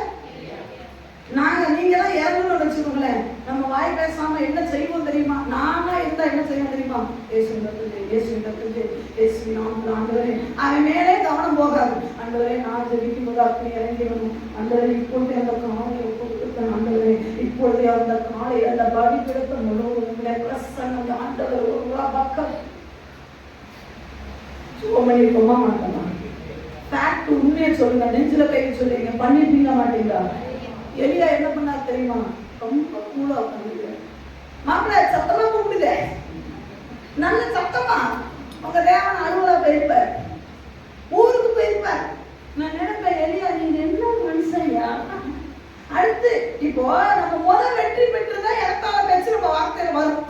இப்ப எலியா மனுஷன் இருக்கு, வானத்துல இருந்து அக்கடி அடிக்கிறேன்னா நான் ஜெயிச்சு பார்த்தேன் இப்படா கவனின்றாரு. ஆனா அடுத்து கலவரங்க யாரு உட்கார்ந்து கால் மேல கால் பண்ணி சொல்றாரு, சத்தமா கூப்பிடுங்கடா, அவ தூக்கி பாருங்க. நான் அதை படிக்கும் போது சின்ன வயசுலயே வேதத்தை படிக்கிறேன். அதை படிக்கும் போதெல்லாம் எனக்கு தோணும், ஒரு வேலை இப்படி சொல்லி ஆண்டவர் நம்ம கேட்கும் போது வராம போயிட்டாருன்னா 400 பேரும் கண்ட தொண்டமா நம்மள 400 பீஸா வெட்டி போடுவாங்க. சந்தேகம் வருது இல்ல? வருதா? தெரியும், முகரைய பாருங்க. வந்ததுல சிஸ்டர், நமக்கு அற்புதம் செஞ்சதுக்கு அப்புறம் பேசிக்கலான்னு உட்காந்துச்சோம். அங்க செய்ய மாட்டார் சிஸ்டர், அற்புதத்துக்கு முன்னாடியே பேசுங்க சிஸ்டர் சொல்றாங்க. நாங்க எல்லாம் நடந்து முடிஞ்சதுக்கு அப்புறம் சொல்லலாம் பேசலாம்னு இருந்தோம். ஏன் சிஸ்டர் சாட்சி சொல்லல? எல்லாம் முடியட்டும். அப்போ உனக்கு ஆரம்ப விசுவாசம் முடியும்னு ஆரம்பிச்சவரு ஒரு கல்லை உருட்டி விடு. ஒரு கல்லை உருட்டி விட்டா என்ன ஆகும்? பள்ளத்துக்குள்ள உருட்டி விட்டு பாத்தீங்கன்னா என்னைக்காது நீ தான் போன்ல விளையாண்டு தொலைவிய, உனக்கு எங்க அதெல்லாம் தெரிய போகுது? என்னைக்காவது பாலக்காடுக்கு போய் 4 பிள்ளைகளோட சேர்ந்து பள்ளத்துல உருட்டி விட்டு பாரு, அது வாட்டு உருட்டு போயிட்டே இருக்கும். உருட்டி விட்டது அவரு தானே, சொல்ல விசுவாசத்தோட எல்லாம் முடிச்சதுக்கு அப்புறம் நீ என்ன சாட்சி சொல்ல போற? நீ என்ன தெரியும் அதுல பெரிய என்ன ஆண்டு நாம மகிமைப்படும். என்ன ஆண்டு எனக்கு நன்மையை சபையுமாய் விழித்து கொடுத்தார். ஆண்ட ப்ராசஸ் இருக்கும்போதே அடிச்சு விடு. அதுல எங்க அக்கா கௌரியா மாதிரி அடிச்சு விடு. தலைதான் தலை எப்பவுமே. அது எக்ஸாம் எழுதி முடிச்சதுக்கு அப்புறம் விசுவாச சாட்சி, அதுக்கப்புறம் நிறைவேறதுக்கு அப்புறம் ஒரு சாட்சி அடிச்சு விடுறதான். அவரு பாப்பாரு. யாரும் சொன்னாங்க இவளுக்கு ஆண்டவரை பயந்துருப்பாரு, எந்திரிச்சுன்னு என்ன ஆண்டவர் எல்லாவற்றையும் பாஸ் பண்ண அரியரே. நம்ம இப்ப ஆண்டவருக்கு ஒரு பெரிய பிரச்சனை, இவர் எழுதுறது பாஸ் ஆனது அளவு எழுதுற, ஆனா எழுதிட்டு கர்த்தருக்கு சோத்திரம், ஆண்டவர் என்னை அரியறிடாமல். அதனால எல்லாரும் இப்படி எல்லாம் சாட்சி சொல்ல கிளம்பி போறாங்க. காரணம் என்னன்னா அது செலவழிக்கு தான் அந்த அபிஷேகம். லேவியா சொல்லுங்க, உண்மையா இல்லையா? நம்மால இடத்தால பேச பாருங்க, நல்லா கூப்பிடுங்க, நல்லா இன்னும் சொத்தமா கூப்பிடு. உங்க கால தூக்கிட்டு இருப்பாரு, உங்க ஆண்டு ரெஸ்ட் எடுத்துட்டு இருப்பாரு, நீ நல்லா கூப்பிடுங்க. அது காலையில இருந்து பொழுது விடியற வரைக்கும் வந்து ஒண்ணுமே இல்லை. எலியாவுல எத்தனை பேர் இருந்தாங்க? இருந்த இஸ்ரவேல் ஜனங்கள்லாம் வேடிக்கை பார்க்கறாங்க. கூட சப்போர்ட்டுக்கு எவ்வளவு வருவீங்களா? வானத்துல உள்ள அக்கினி வரதெல்லாம் நாங்க இமேஜின் பண்ணி நல்லா கவனிக்கணும். நம்ம கூட இருக்கிற ஆட்கள், விசுவாசத்தோட இருக்கிற ஆட்களை வச்சுக்கோங்க. இந்த அவிசுவாசி வச்சா நீ நாசம் தான். லேவியா இந்த தருமானம் பத்தி அவனா நம்ம பக்கத்திலேயே வச்சுக்க கூட. அவிசுவாசமான வார்த்தையை சொல்ற மாதிரி அவனை கட் பண்ணி விட்டு எலியா சொல்ற, வேணாப்பா 2 நிலையில நான் குந்தி நடக்கிற ஜாதி எனக்கு, நான் தனியாவே நின்றுக்கிறப்பா, நீங்கெல்லாம் அந்த பக்கமே நின்றுங்க, நின்று என் கத்தை யாரும் பார்த்துக்கோங்க. இப்போ பலிபீடத்துல இதுல பாருங்க, இன்னொரு டியூட்டி என்ன தெரியுமா? மனுஷன் பலிபீடத்தை செக் பண்ணிட்டு காலையெல்லாம் வச்சு தண்ணி ஊத்த சொல்றாரு. நானும் சத்தியமா செஞ்சிருக்க மாட்டேன். தண்ணி ஊத்துறா, நான் கேட்கிறேன், அக்கா போதுமா இன்னொரு கூட ஊத்து, வாய்க்கெல்லாம் தண்ணியில போட்டுடா, ஊத்துடா, அக்கினி இறங்கிட மாட்டேன், ஊத்துடா. அக்கினி இறங்கப்படுறது என்னையும் ஆண்டவரை சாதனை, நீ ஊத்து தண்ணிய. எல்லாரும் பார்த்துக்கிறான். நம்ம வறண்ட காலையை வச்சுமே ஒண்ணும் நடக்கலையே. இவன் மதியமெல்லாம் கதறி இருக்கணும், சூரியன் கூட வந்து என்ன பண்ணி இருக்கு, ஒண்ணும் செய்யல. இவன் தண்ணியை ஊத்தி நிரப்பி தண்ணி வாய்க்கால ஓட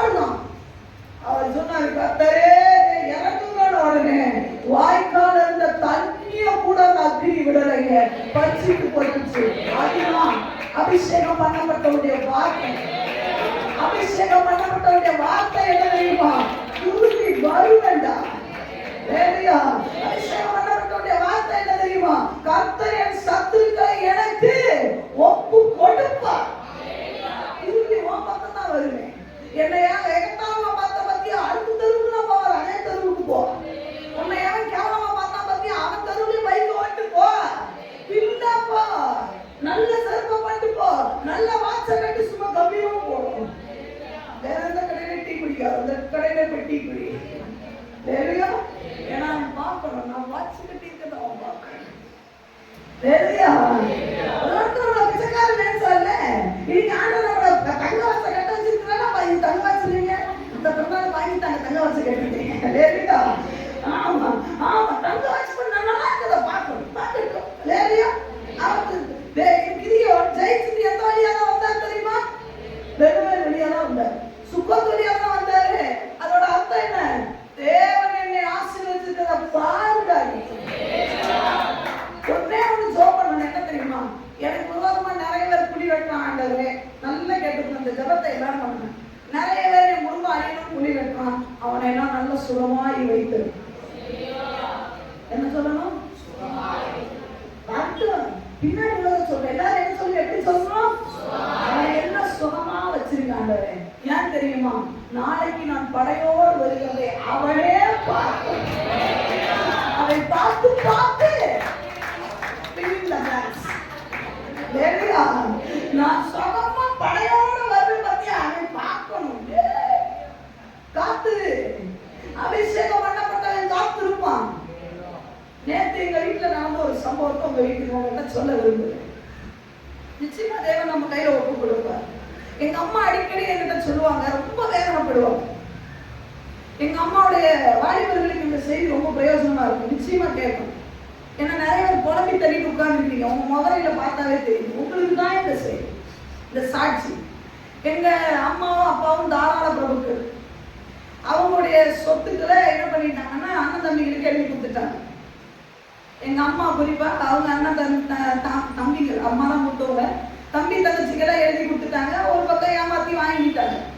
அப்போ எங்க அம்மா நாங்க ரொம்ப நாளும் சாப்பாட்டுக்கு கூட கஷ்டப்பட்ட நாட்கள் உண்டு. நான் அடிக்கடி சொல்றது போல இந்த அவளை கூட உட்கார்ந்து சாப்பிட்ட நாட்கள் உண்டு, அப்படியெல்லாம் இருந்தோம். அப்போ எங்க அம்மா அடிக்கடி சொல்லுவாங்க என்னன்னா, அவங்க இந்த வயக்காடு கிராமத்துல வாழ்ந்தவங்க பாத்தீங்கன்னா, இந்த வயக்காட்டுல இருக்கிற அந்த அரிசி எல்லாமே வயக்காட்டுல வருது அரிசி தான். ஆனா அவங்க சொந்த வயக்காட்டுல இருந்து வர்ற அரிசியை சாப்பிடணும்னு ரொம்ப அவங்களுக்கு ஆசை. அப்போ எங்க அம்மா எங்க மாமாட்ட கேட்பாங்க, உன் வயக்காட்டுல 2 பூ விளையுது அப்படின்னா என்ன அர்த்தம்? 2 தடவை அறுவடை பண்ணி எடுக்கிறாங்க. ஒரு 1 கிலோ அரிசி எனக்கு கொடுக்க கூடாதா? கேட்டிருக்காங்க. எனக்கு அதை சாப்பிடணும்னு ஆசையா இருக்குடா, ஒரு தடவையே கொடுக்கலாம். என்ன அண்ணன் தம்பிமா கிட்ட கேட்டிருக்காங்க. எங்க அம்மாவுக்கு இது வரைக்கும் வந்ததே இல்லை. எங்க அம்மா கிட்டத்தட்ட எனக்கு இப்ப 43 வயசு ஆயிடுச்சு. 43 வருஷம் வரைக்கும் எங்க அம்மாவுக்கு அவங்க ஊர்ல விளைஞ்ச அந்த நிலத்தினுடைய விளைவு வந்ததே கிடையாது. ஆனா எங்க அம்மாவுக்கு ரொம்ப ஆசை, எனக்கு ரொம்ப வேதனையா இருக்கும். எல்லா சொத்தையும் ஏமாத்தி வாங்கி எழுதிட்டு நம்ம அம்மாவுக்கு ஒரு இந்த வயக்காட்டுல விளைய ஒரு அரிசியை வாங்கி கொடுக்கறதுக்கு என் தாய்க்கு இல்லையா? சில நேரம் நமக்குள்ள ஒரு சந்தேகம், என்ன ஆண்டவர் நீங்க இருக்கிறீங்களா ஆண்டவர்? ஆனா ஆண்டவர் பார்த்தாரு. நேற்று சம்பந்தமே இல்லாம நம்ம வீட்டுக்கு ஒரு ஆள் வந்தாங்க, எங்க அம்மாவுடைய சொந்தக்காரர். அவர் வந்தவர் திருநெல்வேலியில இருந்து வந்தவர். திருநெல்வேலி அல்வா வாங்கிட்டு வந்திருக்கணும், இல்லைன்னா திருநெல்வேலி வெள்ளை முட்டாய் இருக்கும் பார்த்தீங்களா, அப்படி ஒரு மாதிரி நீட்டமா பார்த்துருக்கீங்களா, அந்த முட்டாயை வாங்கிட்டு வந்திருக்கணும். வேற ஏதாவது அவர் வந்தது என்ன தெரியுமா எடுத்துட்டு வந்தாரு? 2 மூட்டையில அரிசி எடுத்துட்டு வந்தார். மூட்டைனா ஃபுல் மூட்டை இல்லை, 2 பையில அரிசி எடுத்துட்டு வந்தார். நான் ஆரம்பர தூக்கம் ஒரு 2 மணி இருக்கும். தூக்கத்துல இருந்து எழுப்பி வந்துருச்சு, ஆள் வந்தாலும் விழிப்பு வந்துருச்சு. தூக்கம் பாதி தூக்கம், போலாமா வேணாம். அவங்க சொன்ன ஒரு வார்த்தை மட்டும் என் காதுல வந்துச்சு, அண்ணி அரிசி எடுத்துட்டு வந்திருக்கிறேன், ஏன் வயக்காட்டுல விளைஞ்ச அரிசி எடுத்துட்டு வந்திருக்கிறேன், நீங்க இட்லிக்கு போட்டுக்கோங்க அண்ணி. ஆனா அரிசி ஒரு மாதிரி இருக்கும், நானே வேக வச்சு நானே எடுத்தனால அது ஒரு மாதிரி தான் இருக்கும், தப்பா நினைச்சுக்காதீங்க அண்ணின்னு சொல்லிட்டு விட்டுட்டாரு. நான் அறவர தூக்கத்துல உட்கார்ந்து என்ன ஆண்டவர் சொன்னாரு, உன் அம்மா எத்தனை கால வயக்காட்டு அரிசிக்கு அழுதுருப்பா, இன்னைக்கு அந்த ராத்திரி 2 மணிக்கு கதவை தட்டி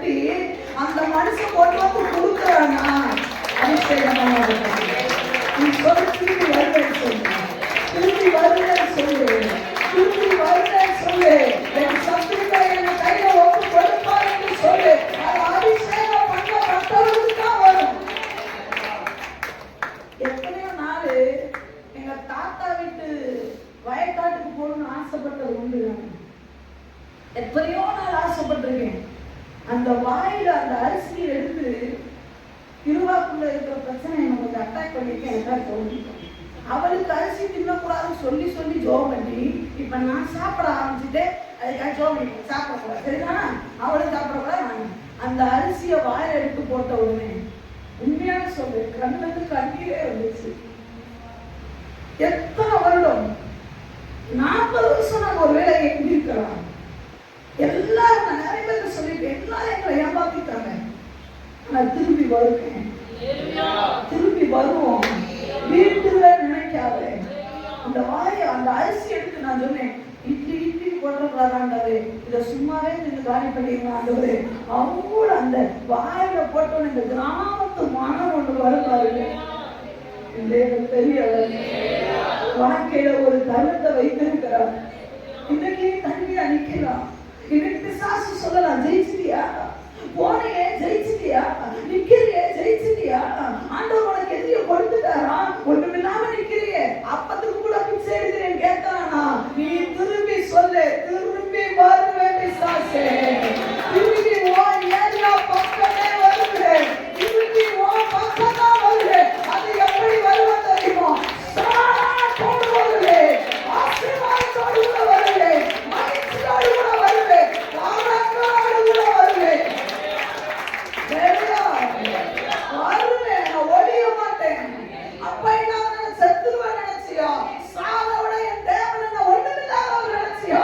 அவருக்கு பர்வதங்களிலே திரிகிற ஆயிரமான காளைகள் அவருடையது. இன்னைக்கு நான் அன்பில்லாதவர்தான், ஆனா திரும்பி வழிய வருவது ராஜாவை போல வருவன் முழக்கமிடு. அதுதான் அபிஷேகம் பண்ணப்பட்டவருடைய வாயிலிருந்து வர்ற வார்த்தை. வந்தவங்க என்ன தெரியுமா சொன்னாங்க? அண்ணி, நம்ம குடும்பத்துல முதல் ஊழியத்துல வந்தவங்க நீங்க தான். உங்க ஜபம் இன்னைக்கு எங்களை ஊழியத்துல வச்சிருக்கீங்க.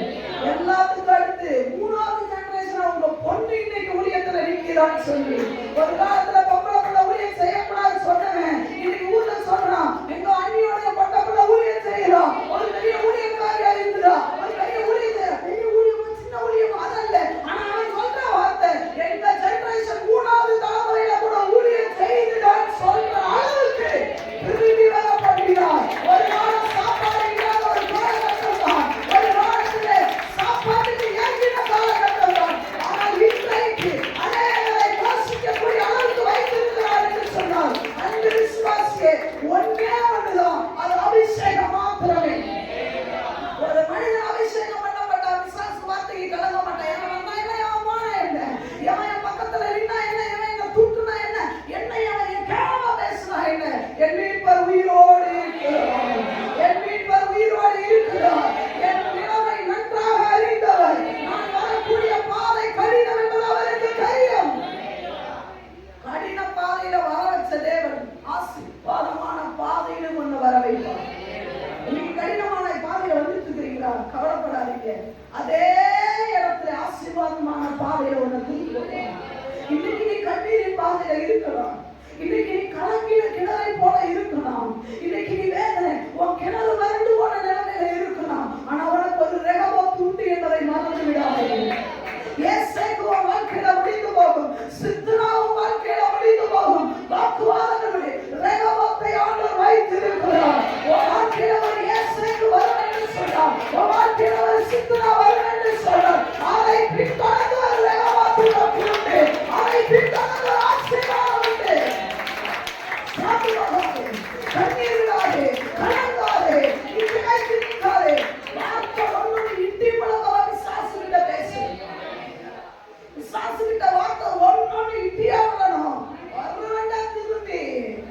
கிதியோன் வந்தாருன்னா நீ வருவ, கிதியோன் வந்தாருன்னா நானும் வருவேன். ஆமென். கிதியோன் வந்தா நான் வருவேன். ஆமென் சொல்லுங்க. கிதியோன் வந்தா நீங்க வருவீங்க. கிதியோனை அழைத்த தேவன் தான் உன்னை அழைத்திருக்கிறார். கிதியோனை நேசித்த தேவன் தான் உன்னை நேசித்திருக்கிறார். கிதியோன் எப்படிப்பட்டவன் தெரியுமா? என் கோத்திரங்கள் எல்லாம் சிறியவன், இன்னைக்கு உன் குடும்பத்துல அவன் அற்பமா பார்க்கிறானா, அவர் உன்னோடு கூட இருக்கிறார். இரண்டாம் பேசுறானா, மேல வருவான் பார்க்கிறான் பேசுறானா, நீ சொல்லு வருவே. அரவர விசுவாசத்தோட இல்ல, புல் விசுவாசத்தோட வருவட்டார். நீ பாப்படா. லேலியா நீ பாப்ப. அதனால சொன்ன இந்த ஜெபத்தை பண்ணுங்க. எனக்கு விரோதமா பேசுறவங்க நல்லா இருக்கட்டும் ஆண்டவரே. லேலியா அப்படி சொல்லுங்க. ஆமென் சொல்றீங்களா? ஆமாவா இல்லையா? நல்லா இருக்கணுமா வேண்டாவா? நல்லாவே இருக்கட்டும். ஏன்னா நீ காலைல ஜம்முன்னு வந்து இறங்குறத வாயை திறந்து பார்க்கணும். எங்க போயிட்டான் பாத்தியா சொல்லுவான். நான் நம்புறேன். எனக்குலாம் வாழ்க்கையில ஒரு பெரிய ஆசை உண்டு. விசுவாசம் எல்லாம் ஆசீர்வாதமா இருக்கும். என் விசுவாசம் எல்லாம் ஆசீர்வாதமா இருக்கும். எல்லா பிள்ளைகளும் ஊழியம் செய்யும். எல்லா பிள்ளைகளும் உலக லெவலில் ஆசீர்வாதமா தான் இருக்கும். காரணம் வந்து இறங்கணும். சும்மா ஜம்மனு புது விசுவாசி பின்னாடி நிறைய பேர் வரப்போறான். எனக்கு நல்லா தெரியும். இன்னைக்கு ஏழையா இருக்கிற பார்த்து நான் கவலைப்பட போறது இல்லை. லேலியா ஏன் தெரியுமா? எனக்கு ஆண்டவர் குறித்து இருக்கிறது அவர் நிறைவேற்றுவார். திரும்பி வரதான் போறேன். லேலியா என் கையில ஆண்டவர் சத்ரு ஒப்பு கொடுக்கிற போறாரு. ஆனா புது விசுவாசி காரணம் வரல. நீ காரணம் வரணும் எனக்கு ஒரு ஆசை. லேலியா நம்ம ஜம்முன்னு வந்து டப்பு டப்புன்னு காரணம் இறங்கி பாரு. விசா கட்டப்பட்டு ஓட பண்ணா ஆண்டவர் செய்வார். எத்தனை பேர் நம்புறீங்க? எங்க சைக்கிள்ல டயர் போடுறதுக்கு கூட காசு இல்லை, பஞ்சர் ஓட்டுறதுக்கு கூட காசு இல்லை. எங்க போய் காரை உன் விசுவாசம் அப்படி கிண்டற மாதிரி அப்படியே ஆகணும். என் விசுவாசம் அப்படி இருக்கு. இன்னைக்கு உன் சைக்கிளுக்கு பஞ்சர் போட கூட காசு இல்லாம இருக்கலாம், மேபி இருக்கலாம். ஆனா ஆண்டவர் இப்படி பாருங்க, கிதியோனுக்கு அப்பா இருந்ததா? கிதியோனுக்கு அப்பா இருந்ததா? நாடு வரை கொடுக்க அப்பம் இல்லை. சேவாவும் சர்வனாவும் எந்த கையில வருவான்? அப்படி அவன் நினைச்சதுனால வெற்றி பெற்று போனா நீங்க பஞ்சர் போட கூட காசு இல்லை. நீ சொல்லுற கார்ல வருவேன் வருவேன். எப்படிப்பா வருவேன்? வருவேன். அபிஷேகம் நடத்தி காட்டும். லேலியா எனக்கு தெரிந்த ஒரு மகன் உண்டு. இந்த மகன் உங்களுக்கு நல்லா தெரியும். இந்த பையன் அவனுடைய வாழ்க்கையில லீசிங் தொழில். அவன் ஒரு சிஎஸ்ஐ குடும்பத்துல பிறந்தவன். அவன் குடும்பத்துல எல்லாரும் ஃபாரின்ல போய் பெரிய லெவல்ல இருக்கான். இவன் நல்லா அபிஷேகம் பெற்றுட்டான். அபிஷேகம் பெற்று பெண்டிகாஸ்ட் சபைக்கு போன உடனே அவங்க அப்பா ஒரு பெரிய சிஎஸ்ஐல ஒரு ஐயர். சோ அப்போ இவனை எல்லாரும் ஒதுக்கிட்டாங்க. அவங்க அப்பா அடிக்கடி சொல்றது எல்லாரும் உருப்பிடுவாங்க, இவன் மட்டும் உருப்பிட மாட்டான். இவனை அதுக்கு தகுந்த மாதிரி எங்க அண்ணன் ஃபாரின்ல இருந்தாருக்கா, என்ன ஒரு வேலையில சேர்த்து விடணும்னா சேர்த்து விட மாட்டேன்ட்டான். இவன் ஒரு 2000 ரூபாய்க்கு 100 ரூபாய்க்கு அவன் அழுவான். சில நேரம் அவன் கூட பணம் பண்ணி நேரம் போன்ல போட்டு அழுவான். என் நிலைமை இப்படி இருக்கு. நான் சொல்லுவேன், அதான்டா நல்லா அவன் அபிஷேகத்துல நிறைஞ்சு ஜோக்கணும். அவன் அபிஷேகத்துல நிறைஞ்சு நானும் அவனை சில கால ஊழியர்கள்ல ஒன்றா இருக்கும் பொழுது நல்லா அந்த தம்பி நானும் அபிஷேகத்துல நிறைஞ்சு நானும் அவன் தம்பியும் ஸ்டெல்லாவும் இணைந்து சில வாலிபர்களோட இணைந்து ஜெபித்தது நல்ல அபிஷேகத்துல நிறையும். நல்ல அபிஷேகம். அப்ப நான் சொல்லுவேன், நீ கவலைப்படாதா, ஆண்டவர் குடும்பத்துல இருக்கிற எல்லாரும் காட்சி ஒன்றாவே நீங்க வைப்பாரு. ஏன் தெரியுமா? அவனுக்கு நீ உன் கூட இருக்கிறது யாருன்னு தெரியல. எல்லாருக்கும் வீட்டுல சாப்பாடு கொடுப்பாங்க. இந்த பையனுக்கு மட்டும் அவங்க அம்மா கிச்சன்ல போய் சாப்பாடு கொடுப்பாங்க. எல்லாரும் டைனிங் டேபிள் உட்காந்து சாப்பிடுவாங்க. எல்லாருக்கும் அவங்க அப்பா ட்ரெஸ் எடுத்து கொடுப்பாங்க. இவன் தடுதலை இவன் ஒண்ணுக்கு ஆக மாட்டான்னு ஒரு ட்ரெஸ் எடுத்து கொடுக்க மாட்டாங்க. எத்தனையோ நடவு அழுதுருக்கான் அந்த தம்பி. நடந்தது என்ன தெரியுமா? நடந்தது என்ன தெரியுமா? அவங்க அப்பா சொன்னார், உனக்கெல்லாம் நான் பொண்ணு பார்க்கவே மாட்டேன். அவன் கல்யாணம் ஆகும்போது அவனுக்கு வேலையும் இல்லை. அவனுக்கு கல்யாணம் ஆகும்போது அவனுக்கு எந்த வேலையுமே இல்லை. அவன் எவ்வளவு வேலைக்கு முயற்சி எடுத்தான். ஆனா நல்ல ஊழியம் செய்வான், நல்ல பாடல்களை பாடுவான், நல்ல வொர்ஷிப் பண்ணுவான், நல்ல ஒரு ரொமான்டிக்கான ஒரு பையன். வேலை எதுவுமே அவனுக்கு அமையல. எந்த வேலைக்கு போனாலும் அவனுக்கு அமையல. நடந்தது என்ன தெரியுமா? அவனுக்கு திருமணம் ஒரு நாள் வண்டியில போகும்போது அவன் விஷயத்தை என்ன சொன்னான், இப்படி இப்படி ஆகும்னு சொல்லி. அதுக்காகவே நான் எப்பவும் என் தங்கச்சியை விட்டுட்டு நீ யாரு கூட போக மாட்டேன். அவன் விஷயத்தை என்கிட்ட அழுது சொல்லும் போது கூட என் தங்கச்சி இன்னொரு ஆள் கூட வரானேன்ற ஒரு மைண்டு தான் எனக்கு இருந்ததே ஒழிய செல்லா பாதுகாப்பா வருவாளான்னு நான் கேட்கிறேன். அவன் பாதுகாப்பா வருவான் இல்லைங்க, அந்த வீட்டுல அவங்க வந்துருவாங்கன்னு சொல்லி அவன் கதையை அழுதுகிட்டே என்கிட்ட சொல்லுங்க. நான் சொன்னேன், ஆண்டவர் உன்னை உயர்த்துவார், இதே கண்களுக்கான தேவன் உன்னை நடத்துவார் என்று சொல்லி. நடந்தது என்ன தெரியுமா? அவன் கல்யாணத்துக்கு நாங்கெல்லாம் போயிருந்தோம். அவனுக்கு அந்த பொண்ணுக்கு எத்தனை போட்டாங்க தெரியுமா? 100 பவுன் போட்டாங்க. 100 பவுன் நகையோட எல்லாம் கல்யாணம்லாம் ஜாம் முடிஞ்சிச்சு. எல்லாம் ஆச்சரியப்படத்தக்க விதத்துல கல்யாணம் நடந்துச்சு. கல்யாணம் முடிஞ்சு சர்ச்சில இருந்து வெளியே வரும்போது அவனுக்கு சர்ப்ரைஸா என்ன காத்திருந்தது தெரியுமா? கார். சைக்கிளுக்கு கூட அந்த பையன் காசு இல்லை. அவனுக்கு வண்டியில பெட்ரோல் போட கூட அவன்கிட்ட அண்ணன்கிட்ட கெஞ்சி தான் காசு வாங்கினா. அந்த மகனுக்கு வெளியே நின்னது தெரியுமா? அந்த மனைவி சொன்னா, உனக்கு சர்ப்ரைஸா இருக்கட்டுமே இந்த காரை நான் பிரசன்ட் பண்றேன்னு மொத்தம் நான் அந்த புள்ள அந்த பையனுக்கு காரை பிரைஸ் பண்ணேன். எல்லாரும் ஸ்டேஜுக்கு ஏறினாங்க, நாங்களும் ஒரு குரூப்பா ஏறினோம். எல்லாரும் ஏறி போட்டோ எடுத்தாங்க. அவன் ஸ்டேஜ்ல அந்த அத்தனை கேமராக்கு முன்னாடி என் கையை பிடிச்ச அழுது இன்னும் எனக்கு ஞாபகம் இருக்கு. சுத்தி இருக்கவங்களாம் சொல்றாங்க, டே கல்யாண மாப்பிள்ள நீ அழக்கூடாதுன்றான். என் கையை பிடிச்சுதான் நான் அழாததான் நான் சும்மாவே நம்ம அழுகுற கேஸ். அவன் அழு எனக்கு அழுக. அவன் சொன்னான், நீங்க இல்லைன்னா அந்த உயரத்தை அடைஞ்சிக்க முடியாதுக்கா. நான் சொல்லுவேன், நான் இல்லைடா, ஆண்டவன்டா. அவனுக்கு இருந்த வீசிங் ட்ரபிள் மாறிச்சு. அம்மா சொன்னாங்க, எல்லாத்தையும் தூக்கி போட்டு இங்க வா, நம்ம வீட்டுக்கு வந்து ஜோம் பண்ணு, உனக்கு இருக்கிற அந்த வீசிங் ட்ரபிள் இருந்து மாறுவேன். நல்லா எங்க வீட்டுக்குள்ள வந்து உட்கார்ந்து எங்க அம்மாவோட இணைந்த நல்ல அபிஷேகத்துல நிறைஞ்சு ஜோம் பண்ணா. அவனுக்கு இருக்க அந்த வீசிங் ட்ரபிள் மாறிச்சு. இன்னைக்கு அவனுக்கு 2 ஆண் பிள்ளைகளோட ஜம்மன் இருக்கான். திரும்பி வருவேன்னு சொல்லு, இன்னைக்கு பஞ்சம் போட கூட காசு இல்லை, திரும்பி வருவேன் பேசு. இல்ல சீசன் மாதிரி உலக பிரகாரமான வார்த்தைக்கு பின்னாடி ஓட போறீங்க. நானே வருவேன், நான் தான் வருவேன். ஆண்டவர் திரும்பி யோபு என்ன சொன்னாரு? நான் என்ன பண்ணுவேன்? சுத்த பொன்னாக இந்த சரீரத்தில் இருக்கிற தோல் முதலாய் அழுகி போன பின்பும் இதே சரீரத்துக்கு நான் பார்ப்பேன். அந்த வார்த்தையில உறுதிப்படுத்தினாரா இல்லையா?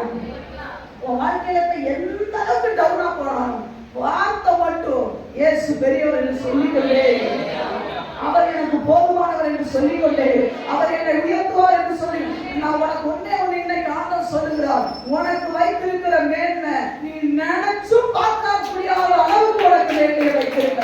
நீ நினைச்சு பண்ண முடியாத அளவுக்கு உனக்கான பிக்சர் ஆண்டவர் ஸ்டெப் பை ஸ்டெப்பா இன்ச் பை இன்ச்சா அழகா பண்ணி வச்சிருக்கிறாரு. அந்த பிளான் சொல்ல வருது. அந்த பிளான உன் வார்த்தையினால உடைச்சு போட்டாரு, உன் அவிசுவாசமான வார்த்தையில உடைச்சு போட்டாரு. அபிஷேகத்துல நிறையவன் என்ன தெரியுமா சொல்லுவான்? பாடுகளுக்கு மத்தியில அபிஷேகம் பண்ணப்பட்ட தாவீது என்ன சொன்னார் தெரியுமா? வனாந்தரத்துல இருந்து சொன்னாரு, என் ஆத்துமா தாகமாய் தவிக்கிறது. லேலியா அபிஷேகம் ஒரு ரகசியத்தை சொல்றேன். பாடுகளுக்குள்ளதான் இருப்போம், பயங்கர பாடுகள் வழியா வந்திருப்போம். சில நேரம் ரொம்ப பிரச்சனையாயிருக்கும், சில நேரம் என்னது ஊழியத்தில் நடக்கிற சில விஷயங்கள் நினைச்சு மன பாரம் ஆயிடும். அப்பெல்லாம் ஆலயத்துக்கு வந்து நான் ஜெபிக்க ஆரம்பிக்கும் பொழுது பாரமா இருக்கும். அதுக்கப்புறம் ஜெபிக்க வாய் ஒன்னே ஒண்ணு சொல்லு, என்ன தெரியுமா? ஆமென் ஆமென். அப்படின்னா என்ன அர்த்தம் தெரியுமா? ஆண்டவர் சொல்றாரு, நான் உங்க கூட தான் இருக்கேன்.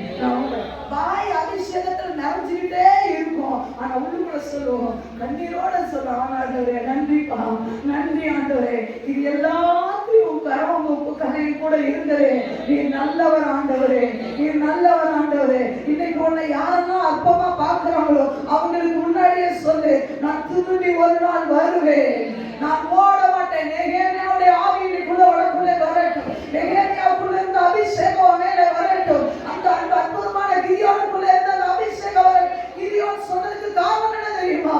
கிதியோனை பார்த்து தேவன் சொல்லுகிறார், உனக்கு இருக்கிற இந்த பலத்தோட போ, உன்னை அனுப்புகிறது நான் அல்லவா? நீ இஸ்ரவேலரை கிதியோனுடைய கைக்கு நீங்களாக்கி ரட்சித்தார். அந்த ஒரு வார்த்தை போதும், நான் ஒரு பெரிய வெற்றியை காண்பேன்.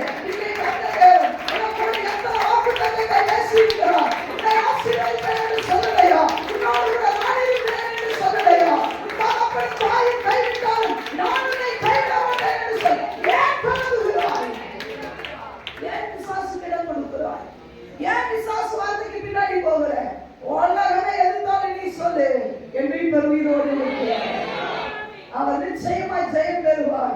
அவர் பின்னாடி நிற்கிற நானும் ஜெயத்தை பார்க்கிறேன். அப்ப இன்னைக்கு ஆண்டவர் அந்த அபிஷேகம் தேவைதானே. எத்தனையோ பரிசுத்தவான்கள் பல பாடுகளுக்குள்ள வழியா வந்திருக்கிறாங்க. அவங்க எல்லாம் நின்றதுக்கு காரணம் ஒன்னே ஒன்று சொல்லு, அந்த அபிஷேகம் தான். அதனால ஆண்டவர் சொன்னாரு, நீ காத்திருப்பா, நீ ஊழியத்தை ஆரம்பிக்க போகிற. சீஷர்களை பார்த்து சொல்ல, நீ ஊழியத்தை ஆரம்பிக்க போகிற. இப்பதான் வாலிபர்களை பார்த்து சொல்ல, இப்பதான் உன் வாழ்க்கையை துவங்க போகுது, நீ காத்திருக்கணும். எல்லாம் படிப்பை முடிச்சுட்டு இந்த பிள்ளைகளெல்லாம் நான் திட்டுவேன். மே மாசம் முடிச்சு இருந்ததேப்பா லீவு, என்னப்பா செஞ்சீங்க? ஏன் தெரியுமா திட்டுவேன்? இனிதான் உன் வாழ்க்கை